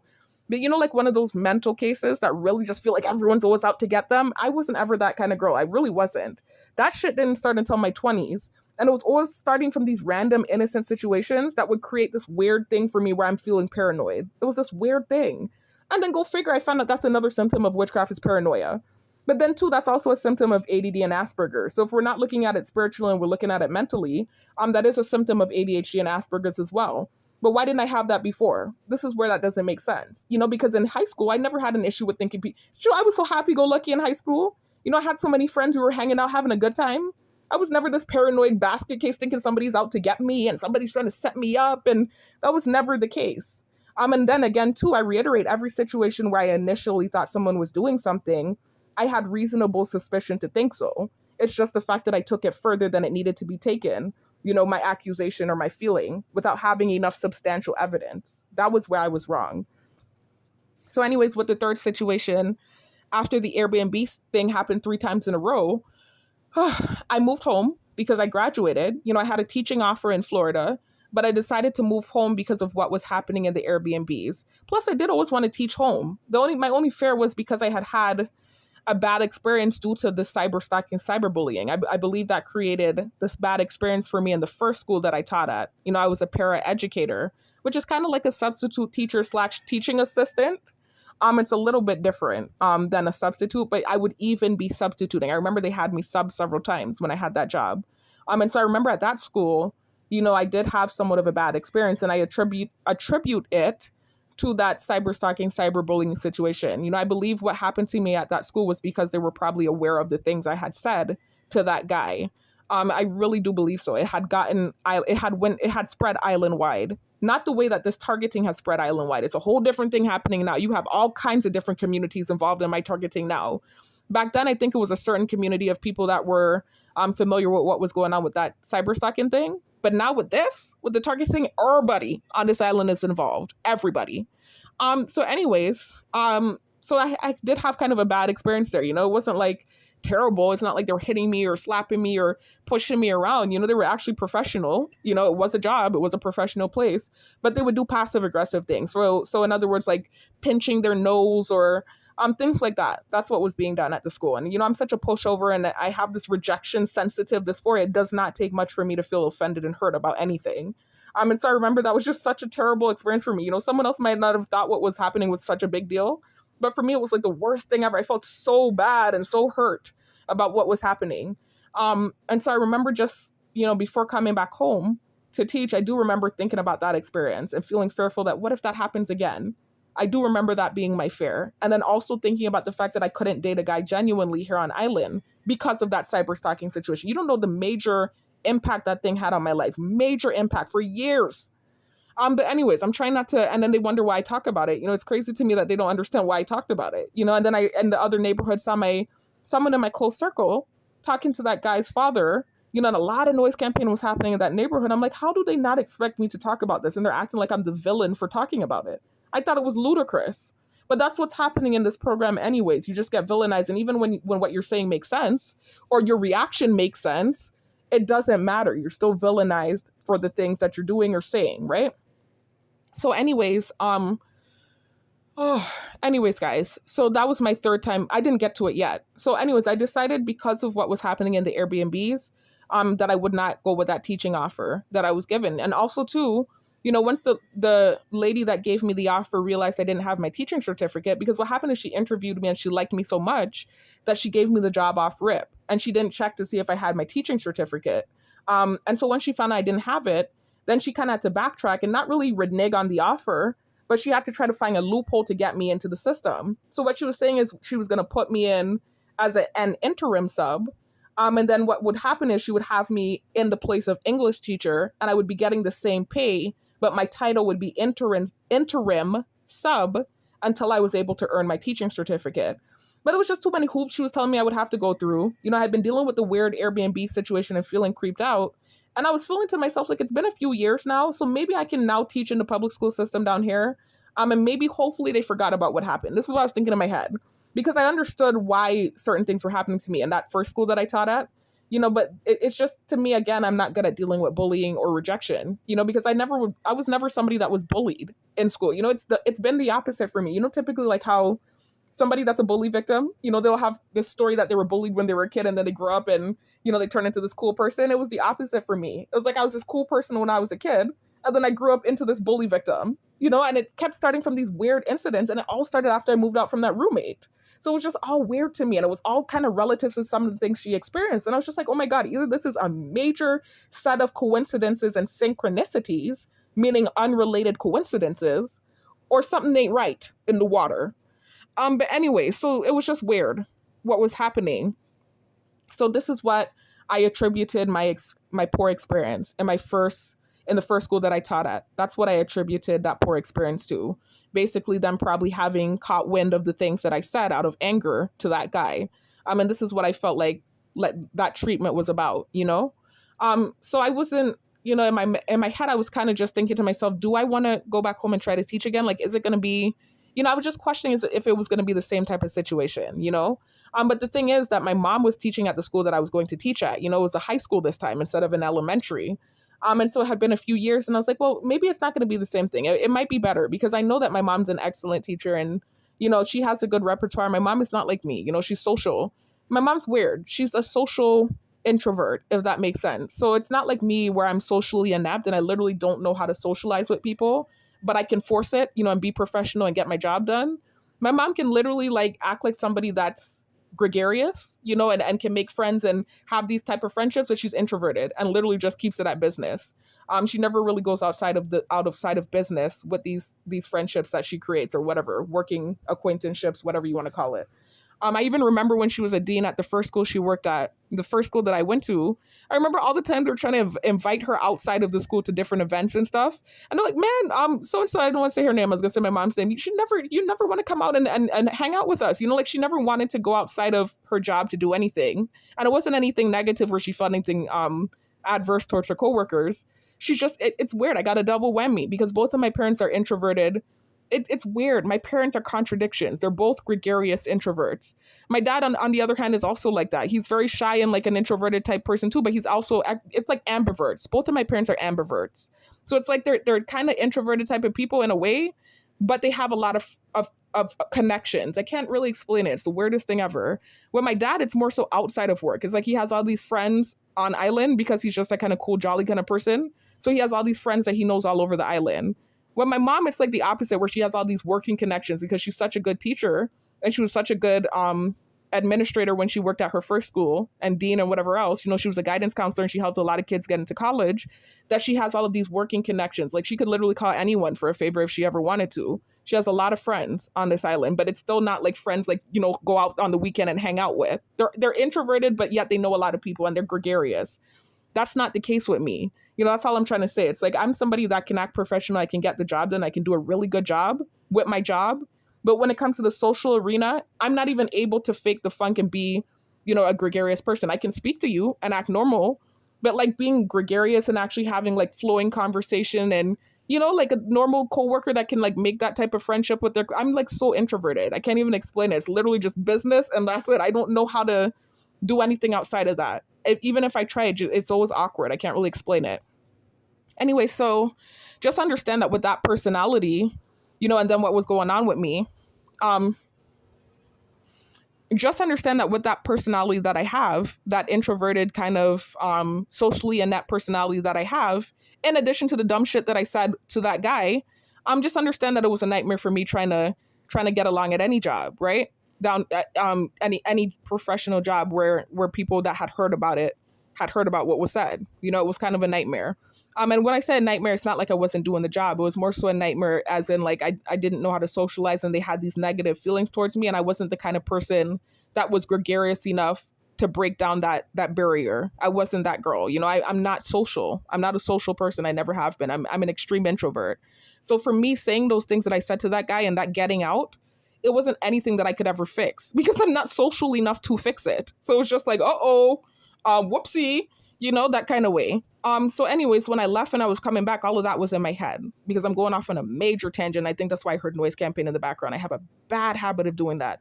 I'm telling you, I could sit here and go on about a million different y'all check out my last video, the ADHD music connection video, where I read that article, that Grammy article, and Nicki Minaj was talking about the embarrassment of having ADHD, and the fact that when they ask you one question, you end up talking about 5 different things.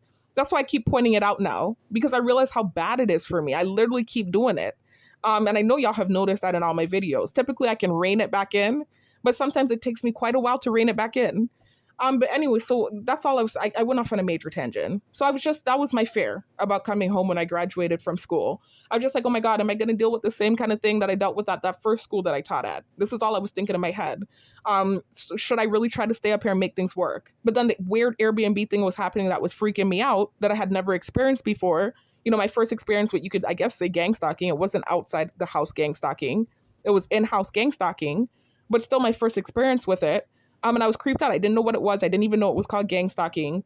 You know, I wasn't a target yet, but for some reason, this was like some sort of spiritual thing that was like the segue to my gang stalking, you know, my targeting. But this was literally what was happening. And so I was like, let me just go home. You know, I'm going to be teaching at the same school as my mom. She's a good teacher. I know she's gregarious. So I know that I will have that as a barrier for me. You know, that's a good look for me, that I'm coming in as her, what do you want to call it, protege or like a legacy type thing. So I'm coming in and already, you know, on a good foot because they know my mom. And so I was just thinking, okay, you know, as much as I've never been that kind of person to use my mom or anyone as a clutch. I've always gotten jobs on my own. You know, like I told you, I got that job right away as soon as I graduated. Nobody knew my mom up there. That was me. That was all me, because I'm a good teacher. But it's just that I'm not social. I'm not a sociable person. So although I've always been able to get jobs, I've never necessarily been able to be the most friendliest. Well, not even want to say friendliest. It's not that I'm not friendly, because I am friendly, but I've never been the kind of person to really be good at making friends, or at least maintaining friendships. I can make friends. I don't know how to maintain the friendship if I am able to make friends. And typically the type of people that befriend me are extremely outgoing people that can see past my awkwardness, and then they get to know the real me and they're like, okay, wait, she's cool. Like my friend Jasmine that I made at the Walmart. The only reason that friendship didn't last was because of me not being the kind of person to call and, you know, keep up with phone calls, because I'm so awkward. Not even awkward. It's not even awkwardness. Let me not even lie and say that, because over the phone, I'm not awkward, but it's just more so too, also just not liking to talk on the phone. And I don't know, I just be in my own world most of the time. I like to stay to myself. Anyways, going off on a tangent again. So I was just like, let me go home. I was like, I know my mom works at the school, so maybe the same thing that happened to me at that first school won't be happening at this one. And so I went there and it was a good experience. You know, at first I was teaching virtually. So for like a year and a half, I was teaching virtually. And then for the latter part of my 2-year teaching stint, for half a year, I was in the building teaching. But unfortunately, my targeting had started. So I skipped a part, right? So before I started teaching at the school down here on Island, I had that incident where I sent the text message. Basically, you could say it was a mix of paranoia from what I had been dealing with in the Airbnbs. But then I also, too, still wonder, was I really hearing what I thought I was hearing in the hallway? Because I did start to piss off the people in the household. I remember I had gotten in this fight with my mom. And let me just say something. There's this incident that happened, and I talked about this in my prior videos. I was very mad this morning when I was thinking about it in my head. I was very mad and bitter when I was thinking about it, but now I'm in a better mood. That's how it is when I'm PMSing. It's like freaking Jyde and Herekle. One minute I'm really angry and the next minute I'm okay. And I wouldn't say happy-go-lucky, not with what's happening to me. There's no happy-go-lucky. But one minute I'm okay and then the next minute I'm really angry. Right now is an okay moment for me. But I still feel how I feel. When I was angry, I'm feeling it now. I still do feel like part of what happened to me is because of anger towards something that I walked in on years ago. I do still feel that way. I do. And I've been saying it. I think it's some sort of like retaliation in a way. And I don't want to say that I'm bear false witness, but it's just kind of what it feels like. I think even with that guy setting me up, I think the reason they didn't support me in that situation was because of what I said when I walked in on what I walked in on. So basically, now I'm rewinding in this story, which is annoying. I like to keep things in order because right now I'm in my late 20s, the part of the story that I'm in where I'm talking to y'all about what's going on. You know, I had just graduated from college. So this was 2020, got that teaching offer in Hollywood, Florida, but decided because of what was happening in those last 3 Airbnbs that I stayed in, those weird situations, I decided to come home to teach at the same school as my mom. So I moved home, and in the household, I had gotten in this fight. I don't want to mention family members when I get to talking about this, but I did get in a fight with my mom, basically because, like I mentioned, I did have a history of alcoholism. And for 2 years, I was a blackout drunk. So basically, when I moved home from Tallahassee, I had already been drinking because of what happened with my ex. So my drinking started in Tallahassee. Literally what happened with my ex broke me. Basically what happened is I broke up with him, you know, and everyone was kind of trying to paint me when I told that story in these recent videos. They're trying to paint me like a monster for what happened when I was just a young girl that was going through what most young women go through, or most young men, or anyone young that's in a serious relationship too soon. I kind of just felt like I was in that relationship too soon. I was only 19. Actually, when I got with him, I was 18. When I broke up with him, I was 19. So I was a kid. I was young when I was with this guy. And I remember I had met him as soon as I went up to Tallahassee. So as soon as I went up there to my sister, this was before the roommate even came up to live with us. Because remember, I told you the roommate came up when I was like around 20 to live with us. So this was before she came up to live with us. Literally, as soon as I got up there to school, you know, my sister and I was going out every weekend. We were partying. We were just really having a good time, going to the club, this and that, whatever. And we were meeting guys. My sister was not taking these meetings seriously because she had a serious boyfriend. She was in a serious relationship. But for me, I didn't have a boyfriend. I had just moved up there. So I was on the prowl, you know, I was having a good time and I was open to having a boyfriend. You know, I wasn't thinking about the fact that, okay, if you have a boyfriend, you're not going to be able to meet other people and you're young. You know, I wasn't thinking about that. I was just having a good time. And, you know, if something happened from what was happening, then that's what happened. So anyways,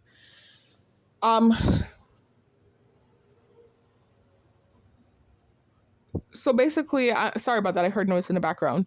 I remember, again, guys, like I said, this is a small neighborhood where the houses are very close together. And actually, the house I'm living in now is like right next to the main road. So it's not like the old house. It's different. But anyway, so because I'm retelling my story again, and this is not what I'm trying to do. Why am I even going back? Because if I don't need to, I don't need to. Let me see. Why am I going back to telling this? Why am I going back to telling y'all about my ex? There's a reason why. Oh, there's a reason why. Yeah, there is a reason why. Because I want to tell you why I think what happened to me with the text message happened. Whoa. Thank goodness I was able to reel it back in. So let me not stick on the ex thing too much because in the scheme of things, that's kind of irrelevant right now. And I already told that story not only in both of my videos, my summary and my full story, but then I dedicated a special video to him where I even posted his picture for y'all to see how he looked, where I talked about that situation further. So I don't want to, in this video, again, redundantly talk about that. But just understand that I met the ex, whatever happened with him happened, and I ended up getting really depressed. And so that was when my drinking started. It started in Tallahassee. But I wasn't a blackout drunk, nowhere near. I was an alcoholic. That was the start of my alcoholism. But the blackout drunk stuff didn't start until I moved back home in my parents' home, right? So basically, remember what I told y'all happened towards the latter part of my stay in Tallahassee. I got kicked out of school. I had a 2.7 GPA or an 82 percentile grade point average. But I failed this math class 3 times in a row because of my ADD. And I was not aware of the fact that I could use it as a disability. My mom really didn't realize that until years later. And this morning I was thinking angrily about it. Like, you didn't help, the fact that she didn't help me with that. But I kind of realized now, and I've always realized that I was never feeling anger about that. But this morning I was just flipping off when everyone's getting ready for work and I'm knowing this is going to be another day of me laying in the house, losing my mind. I was just very bitter and angry this morning and PMSing. I was in a bad mood this morning and I was having a lot of nasty thoughts. And the problem is when I'm having these moments, it's no longer private. My thoughts are being broadcasted as a target. So just know that everybody has a bad day and has negative thoughts sometimes. I'm not having the luxury of having those thoughts privately. It's being broadcasted. So anyways, I remember this morning, I was just thinking angrily about that situation. And before I wasn't really angry about it. You can hear me talk about it in my statistics video where I showed you all my grades and I talked about my grade point average and what happened to me, basically because of my ADD. You can hear me talk about the situation. I don't sound bitter or angry about it. But this morning, as I was feeling sabotaged and I'm laying there knowing it's going to be another day in the house of not working, I was just bitter and angry this morning. And I remember angrily thinking about that ADD situation because literally with my other siblings, aside from my older sister and I, my mom was able to help them with school because we've all struggled. And again, it has nothing to do with intellect and it has everything to do with lack of attention. And so it's really just a lack of attention and a lack of being able to focus. That's what the issue is. It has nothing to do with your intellect, which I talked about in my statistics video as well. But back then, my mom didn't know she knew we had ADD. So she knew my older sister and I had ADD, but she wasn't aware of the fact that she could use it as a disability for us when we were not doing well in school. Because both my sister and I lost our financial aid, just so you know, my older sister and I, it wasn't just me. I forget what it was my older sister failed. It wasn't math for her. She was actually okay at math. I think out of all my siblings, I'm the only one that's not good at math. I'm actually more so the reading and writing pro or whatever you want to call it. My older sister's kind of good at reading and writing as well. But I don't remember what it was my older sister was failing. But it wasn't even a matter of not understanding or anything like that. It was literally just that she has the ADD also, and then she also had my niece. So for her, it was a whole different thing going on. She was failing more classes than me. And it really wasn't even a thing of her not being able to focus or pay attention. It was that. But then it was also literally like her attention was taken with my niece. So she was doing bad, and then I was doing bad. But I think I had a higher GPA than her at the time. I had a 2.7 because for me, I didn't have any external forces distracting me. It was literally just an internal force, my prefrontal cortex being underdeveloped, the ADD. So that lack of connectivity with the dopamine and stuff that causes the lack of attention and motivation, that's what was happening. I've always struggled with math because of that. And so I remember that I failed this math class 3 times in a row.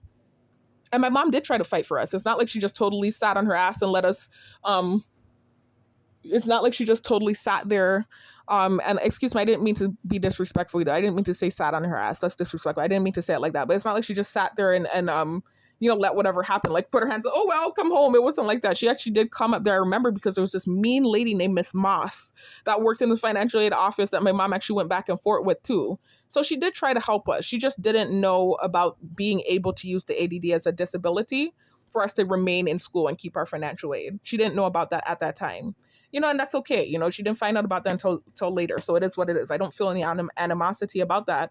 But this morning, like I said, I was in a very nasty mood.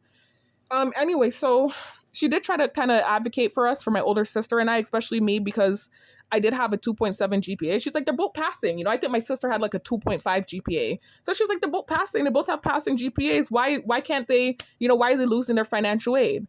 And so what she was explaining, and Ms. Moss is very cold and like not caring either. She really wasn't trying to help us. But what she was explaining was basically that even though we had a passing GPA, because we had failed the same class, because my sister had a class she failed more than once too, just so you know. I don't remember what class it was.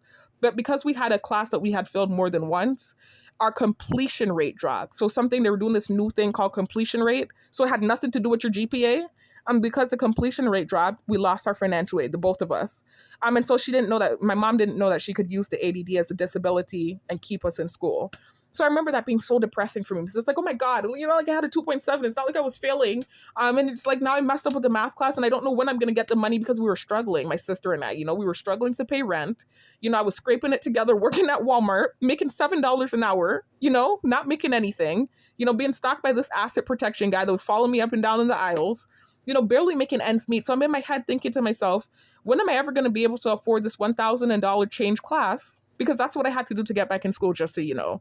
I would have to pay for that math class out of pocket. It was $1,000 and change, pass it, and then I could get my financial aid back. So it's like, oh my God, when am I ever going to get the money to do this? Back then, $1,000 and change sounded like $1 million to me because I was struggling. We were struggling to pay rent. And also we were not living with the roommate anymore. So it was literally just my sister and my brother-in-law and myself and my niece struggling to pay for a 3-bedroom townhome. And then to boot, my sister wasn't working. So it was just my brother-in-law and I that were working and bringing funds in. And so eventually when I stopped working at the Walmart, I eventually ended up resigning. All the brunt of the bills fell on my brother-in-law. Thank goodness his cousin eventually moved in and started helping with the rent. But there was a point in time for a good month or two where my brother-in-law was covering all the bills straight out of his pocket. So that was horrible.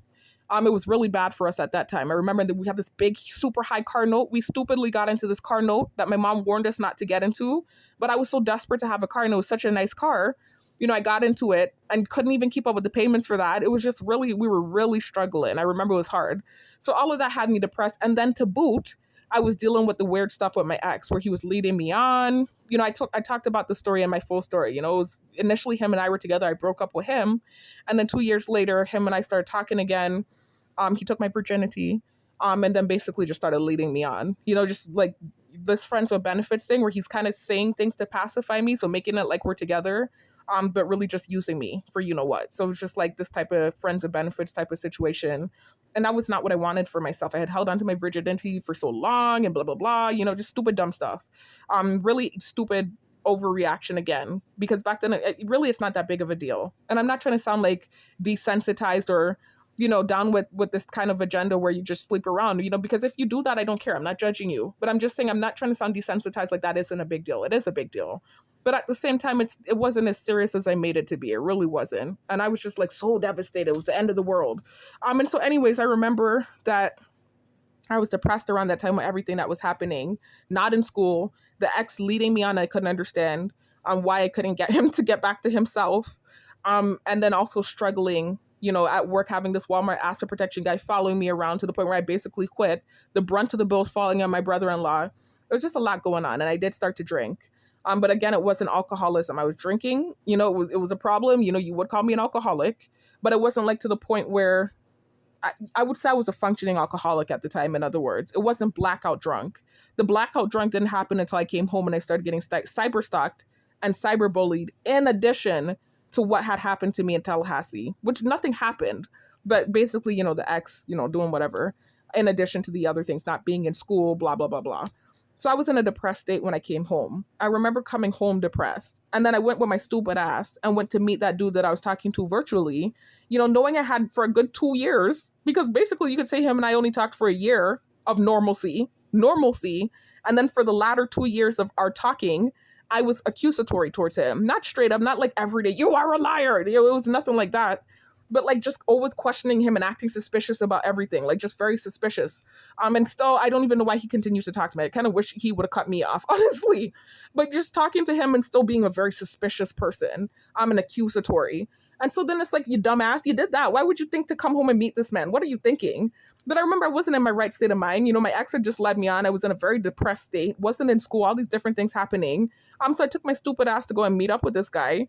Despite knowing that I had for the last 2 years that him and I had been talking, been acting accusatory towards him. And actually towards the latter part of our talking before I met him in person, I had started hearing laughing in the background. So I do think after a while, it did start to turn into this joke thing. Before I ever even met him, I do think it started turning into this joke type thing because of my accusatory ways, right? So it's just like this thing with me where it's like, if you didn't trust him and you feel like he was setting you up, why continue talking to him? That's where I take accountability and I'm like, dummy, duh. Like, that's where I say I was the dummy in it, right? Because it's like, if you felt like you didn't trust him, why would you keep talking to him? And for me, the only best explanation I can say is because that was like a virtual escape for me. But what I was dealing with in person, especially with the acts and all these other things, that was almost like a virtual escape, virtual reality type of thing for me. That's the best way I can explain it. And that's why I kept talking to him. So anyways, I do remember I came and I met him in person. He sent me that horrible meme, basically insinuating that I looked like a busted has-been drug addict actor. And so I remember just feeling so offended. I was already low on myself because of what was happening with my ex. I had all these different bad things happening. And then you send me this meme, and then also too, we're having conversations after meeting up and I'm hearing even more laughing in the background. I was already hearing it before and now I'm hearing it even more. And you send me that horrible meme. You can imagine that is kind of like bully-like behavior. But again, I can acknowledge why it happened. I can acknowledge my part in things and the fact that had I not been acting accusatory towards him, I don't think he would have reacted that adversely. But regardless, that was the reaction. And I remember just being extremely offended. And so I just said some horrible things to this guy. Like I said terrible things to him, stupidly started not accusing, but saying bad things about people on island. Just freaking random insults, whirling insults when they had nothing to do with what was going on with this guy. And I don't even know who the hell was laughing in the background, really and truly. So that was very stupid of me. But I remember having that really or outrageous reaction and then that creating this cyberstalking, cyberbullying situation for me. And from there was like everything as I knew it on island changed. Not only could I not date a guy genuinely down here, but then also it started trickling into my career. Because like I said, when I was teaching at that school as a paraeducator, some of the passive aggressive things that were happening, I do believe it was linked back to that guy and the things that I had said about the island. I strongly believe so. And I think that lady knew who I was ahead of time before she had ever even really gotten to know me. And then to boot, I'm not the most sociable person. So it's not even to say like I could act gregarious and make her like me and forget about the stupid shit I said. I'm not charming enough to do that. So I'm just like, okay, whoopsie. That was the situation right there. So anyways, think about it. Why did I... Oh my God. Okay. Yes. So also when I came back, I'm sorry guys, it's going to happen a lot. I have ADD, but trust me, I'm going to get it back. I'm always going to get back to the point. Anyway, so when I came home after meeting that guy, also another thing that happened in that same time frame was that I was living, I went to the house. My brother-in-law had came down to island with me, basically. My sister, my older sister, and my brother-in-law, and my niece. Remember, she was living with us in Tallahassee. So I remembered that we were trying to drive around island and have fun. My brother-in-law is from Haiti. He's Haitian. So he knows about island life and stuff. He's Americanized. He grew up in Florida. I think he's, if I'm not mistaken, I don't want to say the wrong thing. I believe he spent 7 years in Haiti. So I think his parents raised him in Haiti for 7 years and then relocated to Florida with him. I think that's the story. I don't want to say the wrong thing, but I believe that's what happened. So you could basically say he's a Yankee. He grew up in America. He has a Yankee accent. You're not hearing the Haitian accent. As a matter of fact, I've been around so many Haitians and I've dated so many Haitians. And then also too, my sisters have dated so many Haitians. I'm really good at hearing out when someone's Haitian. I remember my younger sister even being freaked out. Not trying to go off on a tangent. I'm just saying this real quickly. When we were on campus, because there was this Haitian guy that was talking to us that was her friend the whole time and I never knew him. And then he met me one day in the cafeteria and I asked him, "Are you Haitian?" And he said, "Yeah." He said, "How do you know that?" Because he had like a Yankee accent. But it's this weird thing. Even when they have a Yankee accent, there's this undertone that I can always hear. I don't know how. I think it's because of my ex. Like I got really good at hearing that undertone. Even when they're Yankee, I can hear the undertone. And so my sister was even shocked. Like, how did you hear that? Even I couldn't hear that. So I'm really good at hearing when someone's Haitian, even when they have a Yankee accent.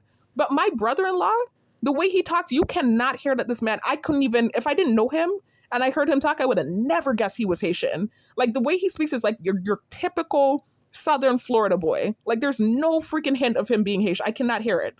But anyways, so he's Yankee, right? Basically, even though he's Haitian. So he was happy to be into the island life. He had only been to Haiti, I think, a few times, visited a few times.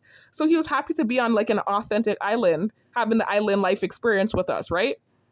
So he gets in the car with us, and my mom was lending us the car back then. She used to always lend us her car. And we're driving up and down, just trying to get into stuff and have fun. And around that time too, I did smoke marijuana. I talk about that in my prior videos, the fact that I don't really support the recreational use of marijuana.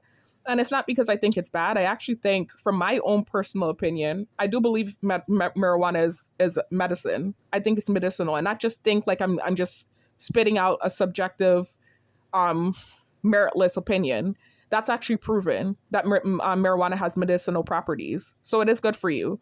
But just smoking it recreationally, meaning just smoking it to get high, I don't support that just because I know some people can have an adverse reaction to it. I was one of those people. So I remember back in my early 20s, it could have been witchcraft. I saw that's a symptom of witchcraft is like extreme anxiety and the tight chest. And, I'm thinking about that.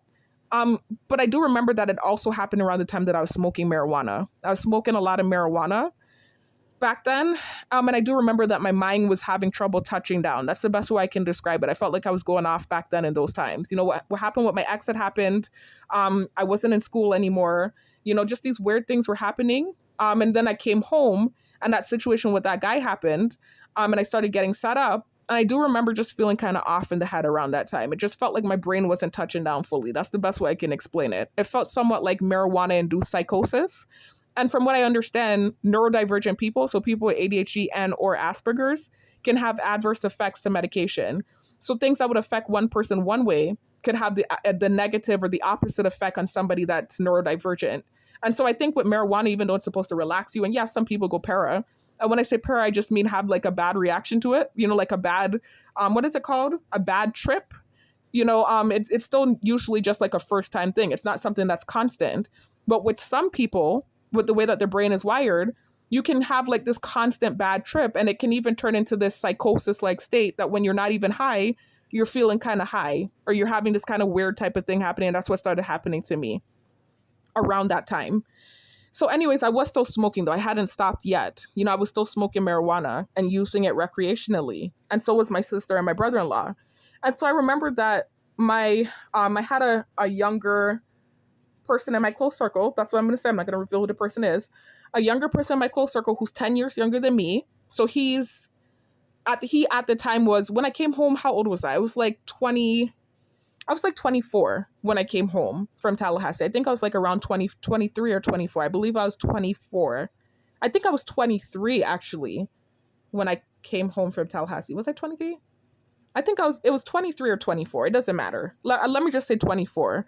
I think I was like around 24 it was either 23 or 24. So I came home, and this person in my close circle, this younger person in my close circle, is 10 years younger than me. So at the time he was 14 and my niece was 3 years old. So he was 14, my niece was 3 years old, right? So he was going through puberty. So you can understand why I thought what I thought. It wasn't like this meritless, again, another one of those crazy accusations from Sharifa. It wasn't that. I think anybody would have thought twice if they had seen what I saw, right? So I remember I walked in the house because my brother-in-law and my sister and I had left, and we left my niece with him, to watch her. And we had left to go smoke and hang out and all this stuff. We wouldn't think twice about leaving her with him. We had a really good life, grew up in a very secure, religious, understanding household where we just know certain things you're just not going to worry about. You're just not worrying about certain things because of the way that we were raised. It's just not one of those things that would even be a concern, right? So I remember that we forgot the weed. We're like, oh shit, we drove around the corner and realized we didn't have the weed. So we go back to the house, and stupid me, I had volunteered to come out the car and get it. I think what it is I didn't want to be left in the car with my brother-in-law alone, and my sister was driving. And so this is why I volunteered to come out and get the weed. And not to say not want to be left in the car alone, like him and I were having some beef or anything, but our relationship was a little bit strained at the time. It was a little bit awkward. And I talked about this in my full story, I think it's all to do with the financial stuff. Things had gotten financially hard for us towards the latter part of my stay in Tallahassee, like the last 2 to 3 months. All the brunt of the bills were kind of falling on him. And I do believe he started to get annoyed with me, which is understandable. I've never felt any kind of negative way about that. And actually, when I was talking to the guy virtually, that was one of the things I confided in with him. I never said nothing bad about my brother-in-law, but I did tell him that I did feel like my brother-in-law was starting not to like me. So this is why I went into panic mode. When I came home and him and I, things didn't pan out, I met up with him twice and I was just getting a really weird vibe from him. And then the passive aggressive meme he sent me, and then me saying all the horrible stuff I said to him. And then I told my sister and my brother-in-law about what happened, what transpired between the two of us. And then he's picking up my brother-in-law and taking my brother-in-law to the bar down here, the local bar down here. I remember being like freaked out because at the time I did also too start to notice that honeypots were being sent my way. I did also start to notice that I was seeing certain subliminal posts on Facebook. Like a lot of people were privy to the stupid shit I had told him. Again, I didn't just say mean stuff to him. I said stuff about the island that I'm from, like a dummy. And so a lot of my peers, like people my age, were saying subliminal stuff. And I was like, damn, a lot of people know about this thing. It was so embarrassing back then. I didn't even know what embarrassment was. That was paradise compared to what's happening now. But anyways, I'm going off on a tangent. So I do remember though, that back then my relationship was strained with my brother-in-law. Oh yeah, and I was just fearful when that guy picked my brother-in-law up that he was going to twist the narrative of what I had told him because of the mean things I said to him. I felt like he was going to be spiteful and try and like tell my brother-in-law lies. Like I had said bad things about him and I never did. The only thing I said about my brother-in-law was that I felt like he was being passive aggressive towards me and like he didn't like me anymore. Like he was getting annoyed with me. And that was the only thing I ever told him. I never said nothing bad about my brother-in-law. But anyway, so things were awkward between him and I because I'm going off on a tangent. So I didn't want to be left in the car with him alone. And my sister was driving. You know, it wouldn't make sense to send her out. You know, so I was just like, let me just come out and go get it, right? So I came out the car to go get the weed, went into the house. You know, I located it. And I noticed I wasn't seeing this younger person that was 14 in my close circle, nor my 3-year-old niece. So I'm looking all over the place. I'm not seeing. I'm like, where are they? You know, because, you know, I typically would grab both of their faces and kiss both of their faces. They were both adorable at the time. And I was not seeing them. So I'm like, what the heck? And so I opened the bathroom door. And when I opened the bathroom door, the lights were off. She was in there with her underwear down. And it's not like to say I heard her scream or anything. It wasn't like I was hearing her scream like the lights were turned off, you know, like this kind of way. I didn't hear anything. I wasn't hearing sound. So it's just like, this is why I walked into the bathroom because actually the lights were off. You know, you could see under the door that the light's off. I opened the door. The lights were off. This younger person that was 14 in my close circle was in the bathroom with her. And she was there and her underwear was pulled down. So it's just like, whoa. And so I remember him going, oh, no. He's like, I was just trying to scare her. You know, and he ran out and then he did this thing, like he held his head, you know, like oh my God. Like I walked in on that, like this kind of look, this is how he had. And so I remember like backtracking, pausing and being like, wait a minute. You know, because it's like the worst thing you could ever walk in on if you're from a close-knit family. Because the kind of family I'm from where we're close-knit, it's just like you would never, with the kind of way that we were raised, and not like we're perfect, that's not what I'm saying, but the kind of God-fearing household we raised up in and just the way that we know better.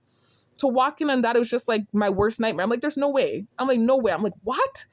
So I remember just feeling very conflicted about it. And like, do I say something? Am I wrong for not saying something? Or am I wrong for saying something, for assuming the worst?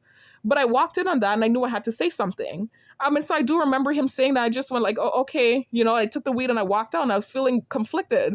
The whole ride I'm in the car with my brother-in-law and my sister. And I didn't tell them because I was feeling weird about it and not knowing if I should tell them, not knowing what the reaction would be either. Because my brother-in-law's a big man. You know, and this younger relative was only 14, right?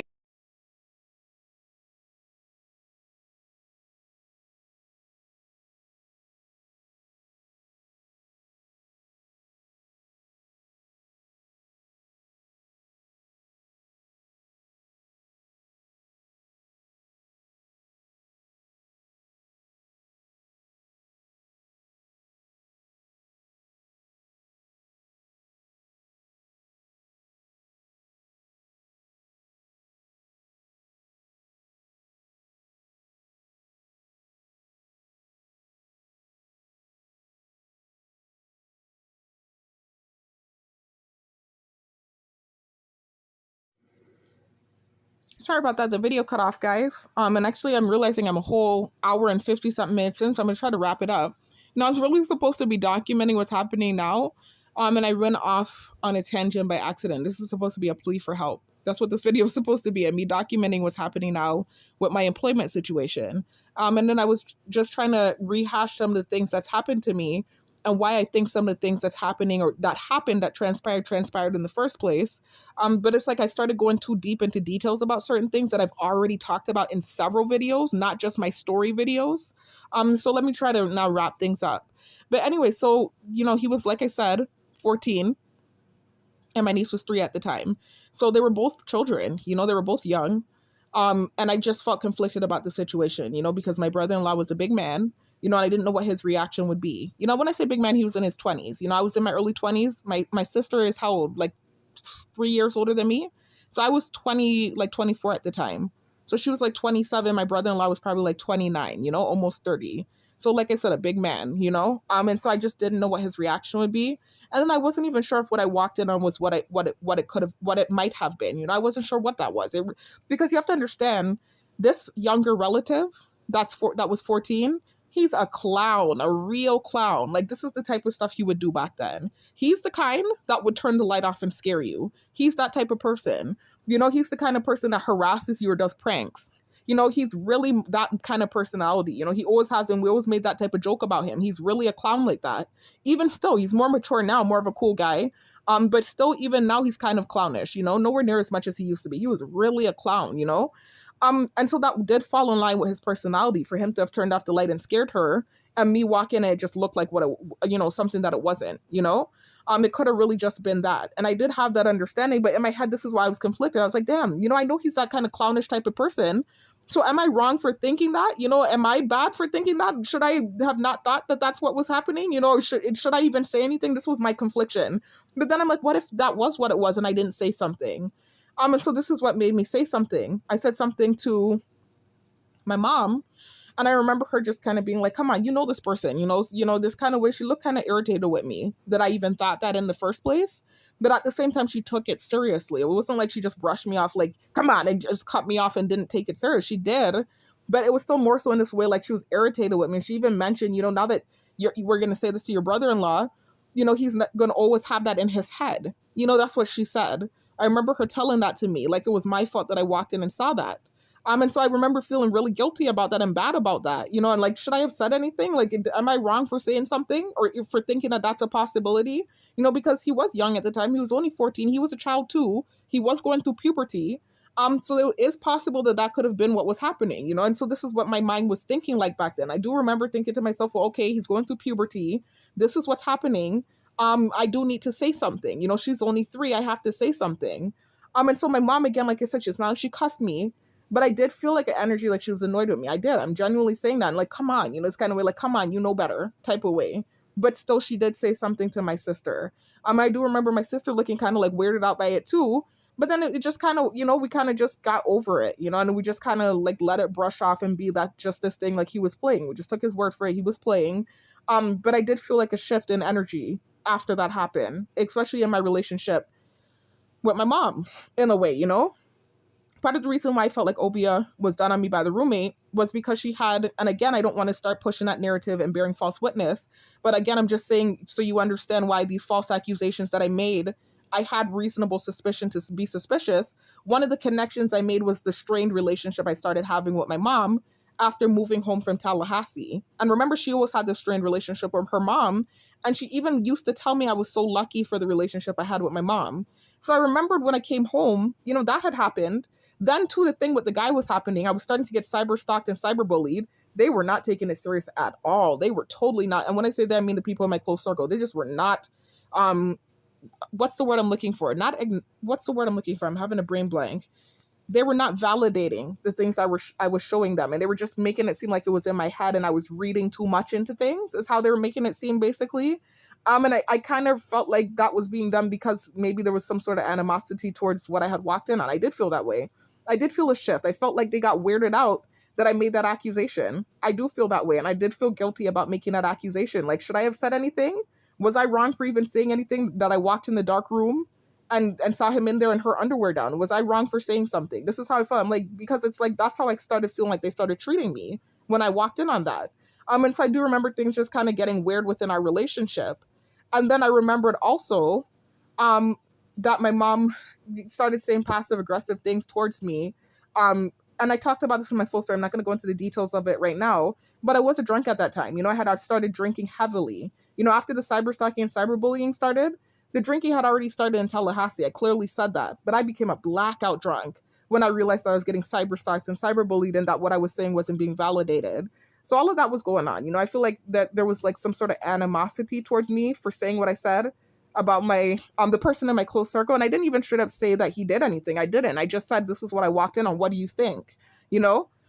So I remember there was animosity because of that. And then there was also animosity because I had turned into a drunk, you know, because I was showing them certain things and they were not validating what I was saying. And so I turned into a blackout drunk for 2 years.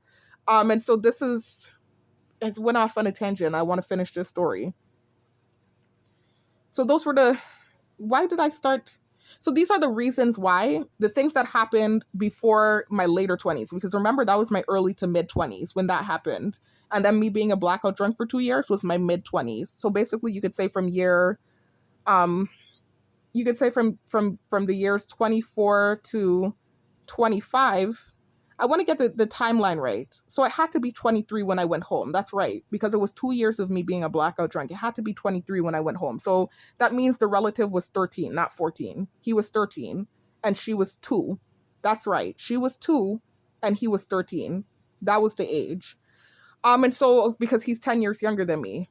So I remember that I was a drunk for 2 years, a blackout drunk. So all the way basically up to age 25, I was a blackout drunk down there. And I remember that it was just really bad. My relationship with the people around me in my close circle, that was the worst it had ever been. But still wasn't what it is now. Oddly enough, even when I was a blackout drunk, I still felt the care from them. Even from that relative that I had walked in on, you know, and I wasn't sure about. He even still used to feel like, it still felt like he cared for me back then. You know, I remembered him even sitting and giving me advice sometimes, or sometimes I would sit with him and some of my other relatives and talking to them about what they had going on in their life and them giving me updates. Even after that happened, we still had a decent relationship. It was weird. It wasn't what's happening now. It's something weird that just happened, you know, and it's weird too, because it was when I was sober when everything really went and hit the fan. It was the weirdest thing ever. But anyway, so for 2 years, I was a blackout drunk from age 23 to 25. And then I cleaned myself up, you know, went to school, went back to school. Before I went back to school, though, I actually paid for that math class. I was able to start working and save up enough to pay the 1,000 and change for that math class. You know, I was able to take it and pass. And then I took the other class I needed to take, got my associate's degree. You know, that's when I taught down here on island for 2 years. So from age 25 to 27, I was a paraeducator. And then at 27, I decided I would relocate, go back to school and get my degree so I could be a real teacher. And so that was when I went back to school at age 27, completely sober, you know, with my whole school career completely sober, having a good experience, really no issues with anyone, no problems around me, was able to graduate magna cum laude. And then literally the last, I want to say month or two, I want to say the last 3 months of me staying in Airbnbs was when I experienced this weird phenomenon where it's like these weird things would happen. It was like, it felt spiritual, where these weird things would happen in the Airbnbs. It would start from an innocent situation, and then it would feel like this weird thing was happening where noise campaigns started happening and I was being monitored. It was in 3 back-to-back Airbnbs. And actually the last Airbnb it happened in belonged to someone in my close circle. So that's to tell you, it wasn't even like it was an owner thing, you know, because the first 2 Airbnbs belonged to the same owner, you know, so I could have said, well, okay, maybe it's some weird stuff he has going on, you know, with his guests or whatever. But then the 3rd Airbnb was totally not related to him. It belongs to someone in my close circle, and the same thing happened again to me. So this is where I was like, damn, this thing feels spiritual. Right before graduation. And I saw a video yesterday that said another sign of witchcraft is when something really good is supposed to be happening for you, and it's overshadowed by this bad occurrence. And so I'm like, oh my God, all the signs of witchcraft is here. I'm like, okay, even if she didn't do it, who I've been suspecting for years did it, somebody could have done it. You know, I have so many different people that I came in contact with back then that could have done it, especially those girls that were witches. So I'm just like, something is going on. Something ain't right in the water. This is how I've been saying, you know, but it all correlates. I'm just saying this. I'm not bearing false witness. I'm just saying why I thought what I thought. A lot of the things that happened to me kind of resembles what was happening to my roommate in our friendship. And this is why I was mainly more so focused on her. You know, but if I'm wrong, then that's horrible to be saying that for so many years. You know, I wasn't saying it on video or to anyone outside of my close circle until literally the end of last year when I started making these videos and telling my story. That was when it became like a public thing. Because although my YouTube is kind of private, you know, and nobody should really know my YouTube on this island, again, I'm a target and I'm being watched on mosquito drones, and my targeting has gone viral. So it's as good as me going out to Times Square right now and screaming out of a blowhorn, I think my roommate might have done, you know, that's as good as me doing that right now, me making these videos. So I do understand that. And that's major if she didn't do this. So I understand that. And I've acknowledged that. But I do feel like something spiritual is going on, not but to negate what I just said. I'm just saying I do feel like something spiritual is going on, and it might not link back to her. You know, I just saw a lot of coincidences, and this is why I thought it could have been her. In addition to the fact that my sister had gotten really sick shortly before we moved out from her, and her dirty underwear was on my sister's toilet. This is why I was like, ding, ding, ding, this has to be what's going on. But anyway, so that's what's going on, guys. This video is really more so a plea for help. I didn't mean to sit here and retell my story. Like, this is another summary video, basically. You could say I gave you all another summary video, but it's a little bit more condensed, way less details. But that's not what this was supposed to be. I was just trying to refresh your memory on certain things, let you understand why I think what happened to me happened, and then now plea for help. Because I'm in this situation now where I have no power. You know, it's like I'm on an island where I have no power, no connections, don't know anybody really besides my family. And I'm dealing with this situation that I'm dealing with, and it's to the point now where I can't even get employment. You know, I have a whole degree, right? Graduated magna cum laude. I have a resume full of experience. I've been teaching for years, and I can't even get a job to help myself. You know, I was able to put aside the teaching thing and say, okay, well, let me just get whatever I can get for now, just so I can save up and try and figure out what to do next. That's not even a possibility right now. I'm having trouble even getting employment. You know, I've called several places. I can tell it seems to be this energy where they're not hiring me at this point now in my targeting. And so this is what this video really is supposed to be, a plea for help. I just wanted to do just in case, because, you know, you say, watch my story, and not everybody's going to go and click on your story. Let's be real here. I know that's not the case. You might just sit here and listen to this video because it sounds interesting, if you do, and not really go and listen to my story. But this is why I kind of tried to give a refresher course for why I think some of the things that's happening to me is happening. And then also just to say I need help. You know, like I need a plea. This is a plea for help because the kind of targeting that's happening with me, it's different to what I've seen of other targets. My targeting is a unique case. It's to the point not only where it's gone viral, but because of the offensive shit I said out of anger in the height of my targeting. Please listen to my full story. There's an explanation for everything, even what happened with the homeless man. Please listen to my full story. But because of those offensive things that I did and said, it's to the point where I'm in a corner where they're able to even turn targets against me. I can't tell you how many targets they've turned against me. I only did one video of this one target they turned against me. I literally did and only because he tagged me in that video. So it was obvious to me. That's to tell you I'm really trying not to bear false witness. Because even though it's obvious what some of these other targets are doing in their videos, I'm still not screen recording their video and shouting them out and giving them clout for what they're doing. But with this guy, the video that I had made, that Steve-O guy, he literally had tagged me in the video. So I was like, oh, hell no, you're going to get a response today.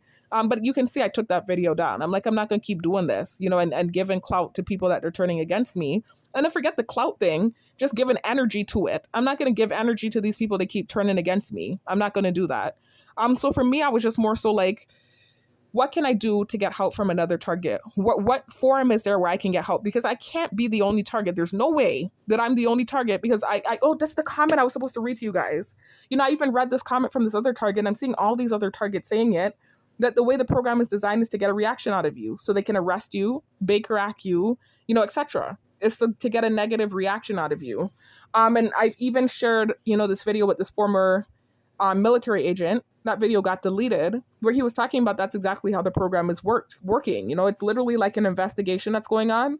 Sometimes not an investigative, actually oftentimes non-investigative. Really what it is that they think that you're too outspoken and they want to tame you. But sometimes it's an investigation. So they'll pry and torture in hopes of getting info out of you. But even if they don't get info out of you and they realize that you're being genuine and you're telling the truth, which is the case with most targets, because they don't like you, because that's often the case with targets. I notice it's people that are considered problematic because we're too outspoken. So either you're a whistleblower, you're somebody that's too outspoken and you've said offensive things. That's when you get thrown in this program. It's not about any perceived crime that you've really committed, because I've already refuted that, right? There's so many crazy things that have happened. Let me be careful with my mouth. On this island, and I've never heard of anybody being targeted like me. Real crazy stuff. And I've never heard of anyone being targeted like me. So it's not about any crime. It's literally about a me thing. It's about a you thing when you're targeted. It's like killing two birds with one stone. For the higher level of it, right? The people that actually create it, the government, the higher level government, they're using it. I showed you the CIA video. Check it out. They're using it as practice before they enforce it on everyone else. This is the ushering in of the New World Order. I'm not saying this out the side of my neck. The DARPA scientists told you what they're doing. This is why they're using it on targets. It's killing two birds with one stone. Because on the lower level of it, the people that are enforcing it, all they're doing is seeing that you're not a likable person. So they're a part of it and they're helping with it because they think you're not a likable person. And like, sure, let's do this. And so they're participating, not knowing that they're a part of the experiment. Because understand, the government or the higher up, I'm trying to be careful too because I'm not anti-government, but I am anti this program. And I am dealing with it currently, so I will speak about it. It's to the point where I can't get a job now, so I do need to speak about it. But basically, I think the government's even experimenting on these people, the gang stalkers.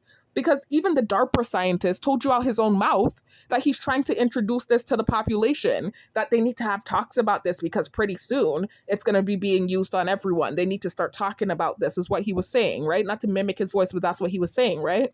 And he's saying targets are being used as sacrifices for the betterment of mankind. And his idea of betterment of mankind is enacting this one world order. So basically doing this brain to computer one mind oneness interface. So where everybody's brain is chipped and connected to this computer interface. And there's just going to be complete total domination, total authoritarianism, total dystopianism. Anyway, so, and he's even telling you that in the video. He said it's going to be the end of religion. It's going to be the end of democracy. He's saying that in the video. You're hearing it from the horse's mouth in that video, that CIA video I told you all about in the beginning of this video. So please check it out. But anyway, so it's like killing two birds with one stone. On the higher up level, they're getting to practice on this technology so that they can practice before they enforce it on everyone else. And also, in a way, introducing it to everyone, because the gang stalkers are being introduced to the technology, obviously, when they're helping to enact it on the target.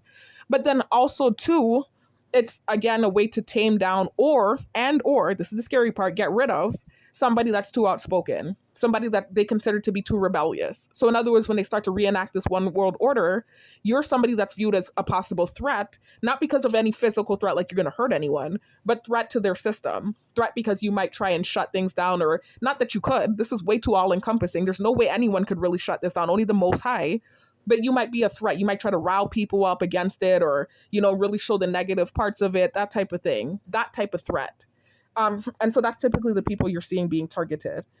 Anyway, so this is why I'm making this video. I'm just asking for help. I'm asking you to be objective. I've said some offensive things. I'm telling you straight out my mouth. I've said some very racially charged things out of anger. Some very offensive things out of anger that I didn't mean. I wasn't in my right state of mind. I had this reaction on the Greyhound bus with this homeless man in reaction to something that happened to me in the Greyhound station prior to going on the bus. So I told my full story. And I explained everything. So please listen to it and be objective in the situation. If you are a target, and my gang stalkers reach out to you, please still work with me. Even if you don't want to talk to me, at least drop a link to a forum where I can get help, if you know of any area that I can get help from. Because it's crazy what's happening. I'm aware of targeted justice. I tried emailing them. I never got an answer. So I can only assume that my gang stalkers reach out to them. And I do see that it's a diverse group. It looks like a diverse group of people. So I'm sure they probably heard some of the racial rhetoric or things that I shared in the height of my targeting. And this is probably why they chose not to help me. Or it could be that they're overwhelmed, because I saw on their page they have over 300,000 cases. So it could literally be that they're just overwhelmed because there are more incidences of targeting happening because we're getting closer to the New World Order being enacted. People are asleep and don't realize how close we are to revelations. But anyways, I don't want to be here doing that, preaching and running my mouth too much. But all I'm saying is, if you're a target, and you haven't been contacted by my gang stalkers, or you have been, even if you're too afraid to talk to me, because it doesn't seem like they're just turning people against me. It seems like some people are genuinely turning against me because of the offensive shit I've said in the anger, on the height of my targeting. But it seems like I still have quite a bit of supporters, but quiet supporters. Like, you're liking my stuff. You see, you're still subscribed to me, but you're not really interacting with me. Or you'll have commented like once or twice and you stop commenting. But I don't really notice that you're gang stalking me through your videos. So I think it's like they're either turning targets against me, and some are literally agreeing because they're being offered either some sort of plea, maybe some ease off of their program, or they really just think that, I'm an offensive person, so they decide to help with my targeting. I'm not really sure what it is. Or it's the other way, where it's like you've heard what I said and you've seen truth in it, so you haven't turned against me, but they're threatening you, and so you're afraid to interact with me. I'm not really sure what it is. It's not like I've been told. I can only make assumptions. But if you know of any help forums or anything like that, please let me know. You can just drop a link in the comment section. You don't even have to talk to me. You just drop a link in the comment section if you haven't been threatened, because I don't want you're helping me to be a detriment. So that's all I'm saying. This is just a plea for help. Again, another, I guess you could say, retelling of my story. I've told it a million times already, but just pointing out the important things and why I think this is happening to me in the first place. I do believe there's a spiritual element to it. I do believe possibly witchcraft is at play. And my belief in it and constantly proclaiming it attracted it to me. So this is a play off of my law of attraction video. But I don't think it's literally just law of attraction. I do think there's a spiritual element to it. And not just spiritual as in, okay, you're bearing false witness, that's why this is happening. No, I think something spiritual is really happening. And I think my belief in it and my proclamation of it attracted it to me and made it work, and my lack of faith. But anyways, this is what's happening, and I'm just asking if you have help or you know of any resources that you could drop my way, please let me know. That's all I'm saying. This is literally, that's what this video is, just a cry for help, you know, and also giving y'all an update because I said I will be updating y'all, you know, and I said I would be trying to steer away from the targeted individual content. I was trying to be more positive and, you know, on an upbeat note. But then when I realized the job thing was happening, I was like, nah, I have to talk about this again. This has to be spoken about again. This is crazy what's happening now. And I have no control or power over the situation. The only thing I can do now is ask for help. This is where it's at right now. And I'm not even asking for financial help because I do see some targets doing that. And I'm not doing that. I have a roof over my head. I have food to eat, but I am laying in a bed all day long, immobile, you know, not able to get out, not able to move around. I don't have a job. I do feel like I don't want to bear false witness. Like I'm being hit with energy weapons sometimes. I can feel it in my body. And so it's just like, it's a horrible, terrible predicament to be in. Constant noise campaigns, being stared at all day. You know, it's terrible. It's covert torture. And there doesn't seem to be any end in sight, especially when you don't even see yourself able to get a job. Because I did learn about shielding, you know, and protecting yourself. And I think stupidly watching those videos is why they started to now try and make it like I can't get a job. I really do believe that's what's at play as well. But that's what's going on. You know, I'm in a very bad space right now. And so we're literally just asking for help. You know, if you know of any resources you could drop my way, you know, please do that. Even if you want to email me, you don't want to drop it on my big YouTube. My email address is reefy91@hotmail.com. So that's R as in Robert, I as in Igloo, F as in funny, F as in fat, Y as in YouTube, 91@hotmail.com. So RIFFY 91@hotmail.com. That's my email address. So if you know of any resources, just please drop it my way. I would really appreciate it. And thanks for tuning in. I'll talk to y'all on the next one. Peace out.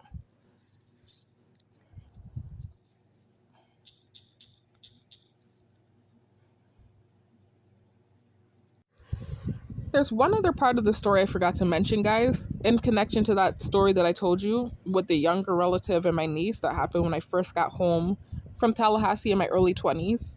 I forgot to mention that when you fast forward now to when I came back home the second time from being in school the second time in my late 20s, when that big fight happened that I talked about in my story that led to me sending the text message, I forgot to mention that before that fight happened, that same person that was younger at the time when I walked in on him with my niece, I remembered every time my niece would be hanging out with him, that whenever I would walk by, he would start to act awkward. I did notice that start to happen. And I wasn't even thinking anything. You know, I only thought about the situation because he would act awkward whenever I would walk by with him and her. And he wasn't doing anything. He was acting very normal with her. You know, I wasn't even suspicious of him doing anything. We had already just kind of brushed that to the past, whatever that situation was. But I did realize every time I would go by, he would act awkward. And she really loved him, you know, because, you know, she loved all of us, of course. But, you know, she just has a good relationship with kids, you know, and he's a very likable, kind person. And so she would always want to be around him, and not just her, my other nieces as well, and nephews. They loved being around him. And so I remembered that whenever that was happening, when I was there at least, he would get uncomfortable. And so I would feel bad because I'm like, I'm not even thinking that, you know, and I would notice he would get visibly uncomfortable. And so I even remembered him going in his car and parking up on the hill. And I remembered my mom talking on the phone to my sister and kind of saying that he just had to go on the hill and get some air. He needed to go and get some air. And so I said, I don't know why. I said he should be happy these girls are home, because at this point now we had 2 nieces. And so I was like, he should be happy that these girls are home. And so I remembered my mom kind of giving me this annoyed look. You know, I remember that being the case. And I don't know if he had this talk with her, like to say that I was like doing something whenever he was with her, because I certainly wasn't. I wasn't even thinking like that. But I would notice anytime I'd walk by, he would get visibly uncomfortable. And I didn't understand why, because I wasn't being accusatory towards him at all. You know, I wasn't even thinking about that anymore. If my sister wasn't even feeling that way, why would I even continue to feel that way? You know, that situation had happened years ago. But I remembered him like seeming visibly uncomfortable whenever I would come around. I mean, it made me uncomfortable because I'm already like an uncomfortable person. I was like, oh my God, you know, and things had already started feeling weird in the house. You know, I kept saying that in my videos and not specifying what I meant. That was one of the things that made things feel weird in the house. And I didn't really know why, because years had passed and, you know, we had gotten over that situation. So I didn't really understand why things felt weird. But things were feeling weird. And so I remembered when I made that comment, my mom kind of gave me an annoyed look. And so I remember shortly after that, Then also too, the fight happened because she kept like accusing me of going out and drinking, you know, not even accusing. I don't want to say, listen to my law of attraction video.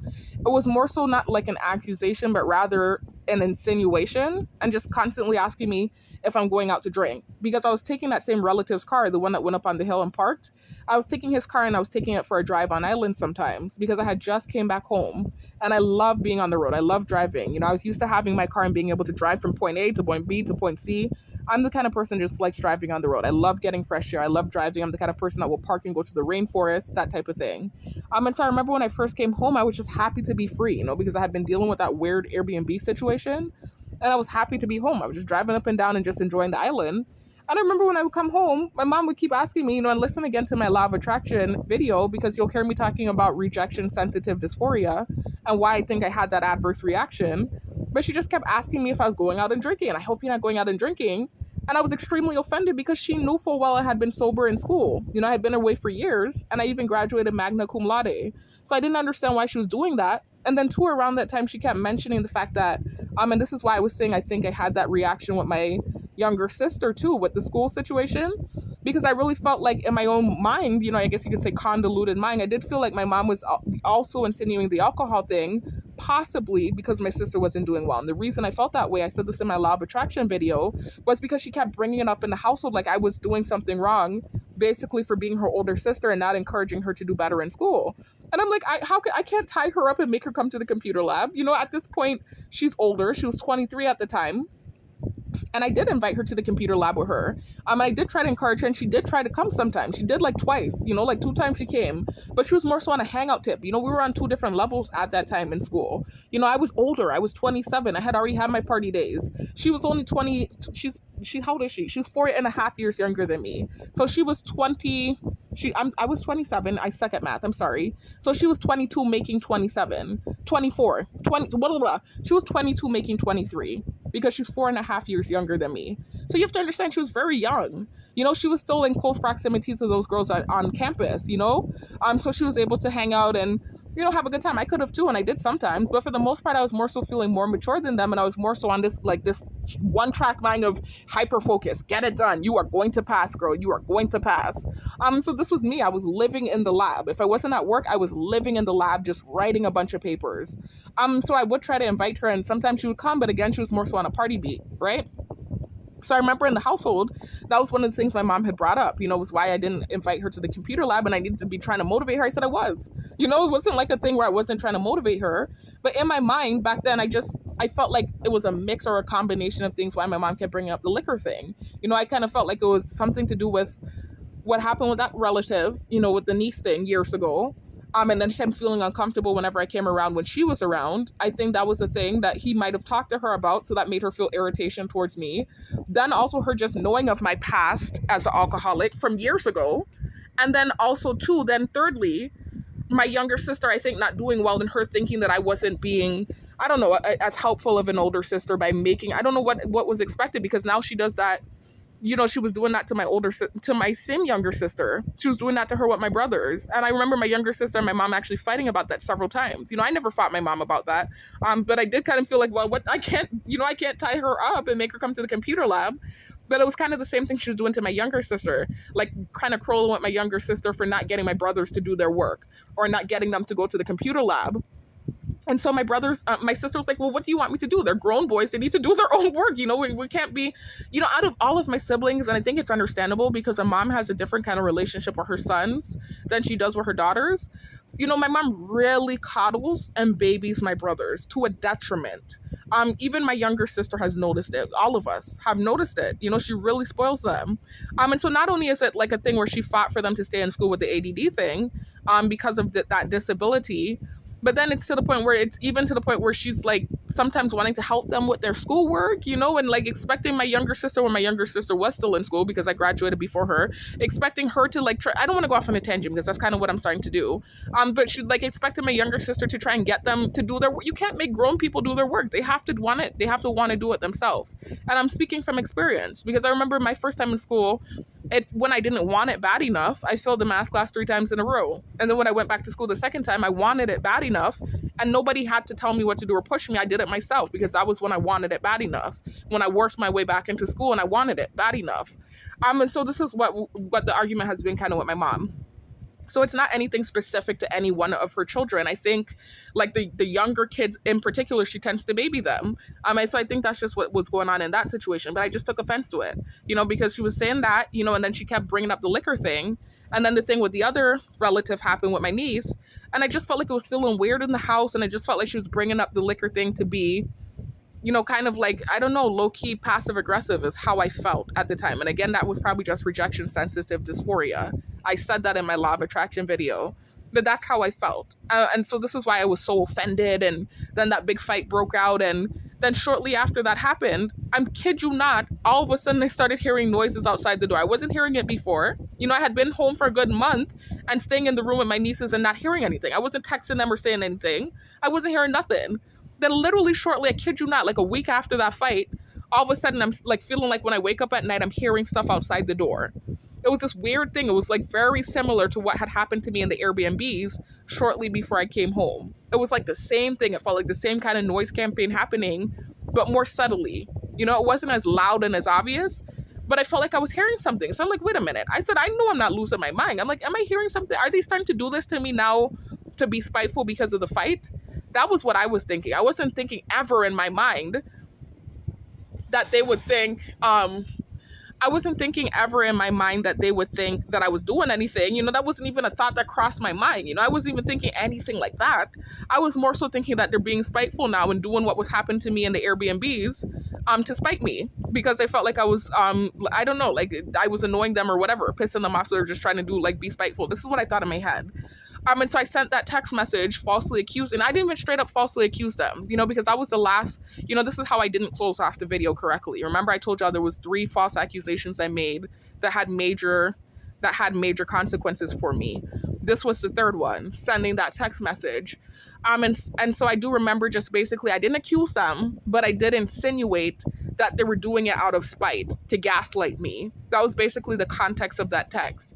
And so once I sent that text, oh boy, that was it. That was how I became a target. You know, and you gotta listen to my full story to hear the things that transpired after. But that was literally what made me become a target, was sending that text message. So that's it, guys. That's all I want to talk about. I want to tell you, you know, again, like I said, the video is a plea for help, but also too just wanted to tie in, you know, these incidents and occurrences to my Law of Attraction video and why I think what's happening to me is happening to me and why it kind of feels retaliatory in a way. Not to say that my parents are spiteful people, because they never have been, or anyone in my close circle, anyone that might be involved, because I don't want to even just say parents, anybody that I might think is involved. But it does feel like, in a way, similar to what happened to me with the text messaging, not the text messaging, the other bearing false witness thing with the guy, the virtual relation that I had that created the cyber stalking thing. Similar to that situation, this situation felt similar to that, where it was just like being punished because I bared false witness, but the punishment not fitting the crime. You know, it's almost like it's the example I would give is like I went to a restaurant and I stole somebody's steak off their plate. I hate to use the thief example, but I stole somebody's steak off their plate and they threw me in jail for 20 years. And then I look over in the jail cell next to me and there's a bank robber who stole $1 million who's only in the jail for 1 year. This is what it feels like. That's the best explanation or analogy I can give you for the way that this feels unfair. And like also to like an overdue of punishment, like the punishment not fitting the crime. It's crazy what's happening. But anyways, this is all I wanted to say. This is all I want to talk about. Talk to you on the next one. Peace out. Thanks for tuning in. Peace out.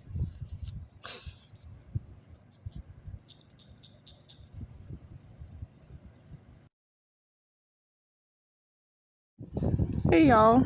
I was debating with myself on whether or not I wanted to create this additional clip to add to the video. And what I'm talking about is the prior clips, obviously, that you just listened to, if you've reached to this point. As you can see, that video that I created, you can't see it unless I come into my videos. You know, if I go back to my main page, sorry. You can see that it's not visible, right? I actually have 77 videos, not 76. And it comes after the ADHD and music connection video. But I can't view that video unless I click your videos. Hold on one second.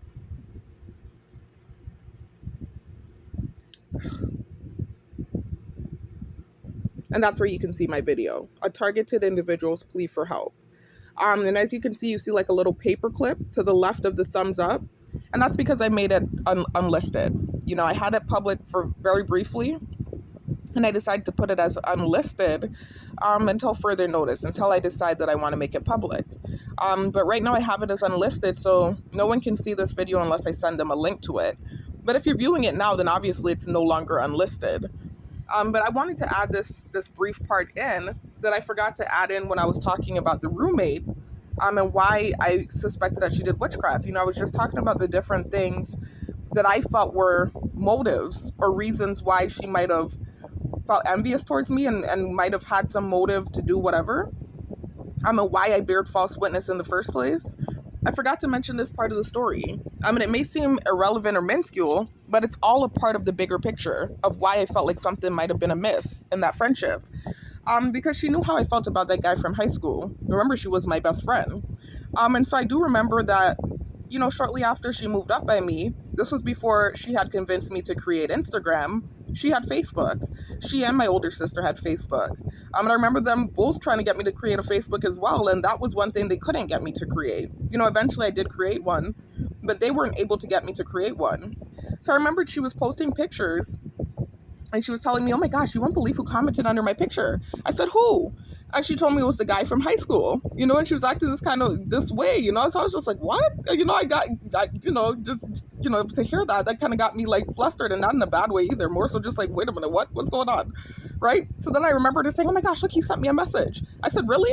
And remember, her reaction to this kind of weirded me out because she knew how I felt about him, but then not just that, again, he was of the same nationality as her as well. So again, another person that's from the island that I'm from, but has the same nationality as her. So it's just kind of like coincidental how it all worked out, where I don't know what it was. What is it? I don't know if in my past life, if I did somebody with that nationality wrong. I don't know what the case is, but in this lifetime, I've had like an up and down battle, you could say, with people of that nationality. And so I had made a really ignorant comment to that guy, the cyberbullying guy. When I said the nasty stuff I said to him, one of the things I said to him was that people of that nationality was ignorant, which was kind of oxymoronic, because me saying that and generalizing a whole nationality of people was ignorant in and of itself. So that's what was so hilarious about the whole thing. I don't want to go off on a tangent, but the reason I said that was because the guy that I fell for in high school was of that same nationality. My roommate was of that same nationality. And then that guy, the guy I met via Instagram, was of that same nationality. And so this is why I made that comment, because I had had a bad experience with all three of them. And so I just generalized the whole nationality of people based off of my experience with just three of them, which is so ignorant. But anyways, so she checked her inbox, and I remembered her seeing him asking about me. So I think she thought he was probably going to be writing her. I don't know why she would think that when she knows she knows what happened with him and I in high school. And so I remembered her getting annoyed and saying, oh, he's just asking about you. And then she just closed down the message. And then come to find out, she and him got in like this little argument under her picture. Like she started acting bitchy towards him underneath her picture.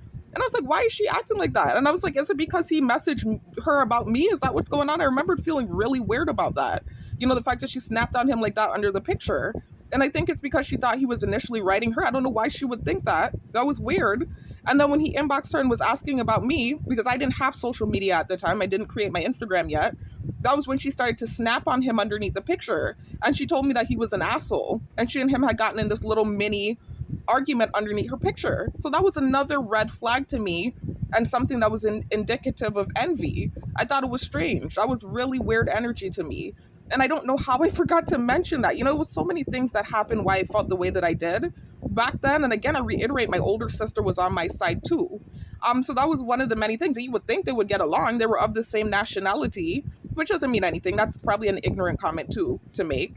But I'm just saying, you know, you would think that they would have gotten along, but nah, she couldn't stand the dude or something. I didn't understand what was going on. But to me, that was another situation that was a red flag for me, that also made me feel like she didn't really care for me. Because if you were really my friend and you knew how I felt about this guy, she knew I liked him bad. She was one of the few people that knew. Why would you be reacting like that towards him? And why would it seem like you felt some kind of way when he messaged you and he was asking about me? So I remember that was weird too. And I forgot to mention that.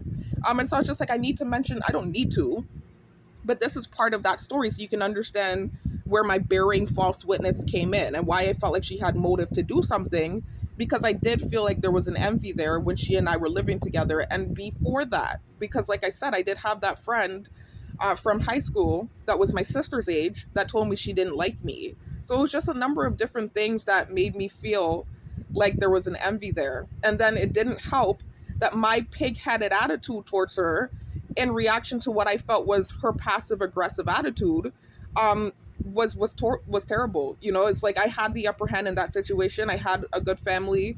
Not to say she didn't have a good family, because I think her mom was a good mom. I just think her mom was an understanding, and her mom was a single parent too, and I think overprotective, but then not just overprotective, I just think not understanding, which is a big deal when you're dealing with your child. You should be understanding. I don't want to tell anyone how to teach, but I think that was the biggest issue between the two of them. But regardless, I didn't have any complaints. I was blessed enough to have a good upbringing, and I had a good relationship with the people in my family, at least at that time. And I wasn't having issues with guys. I wasn't having this tumultuous thing going on in my life, hopping around from place to place, where she was. And I could have reacted differently towards her attitude, because I understood where it was coming from, is all I'm saying. But regardless, there was motive. And so this is why I suspected that she might have done something, in addition to finding the underwear on my sister's toilet and my sister getting that mysterious temporary illness. And then when we went to the doctor, we couldn't find anything wrong with her. So that was just another indicator to me that seemed like envy, or at least some sort of shade, something weird going on.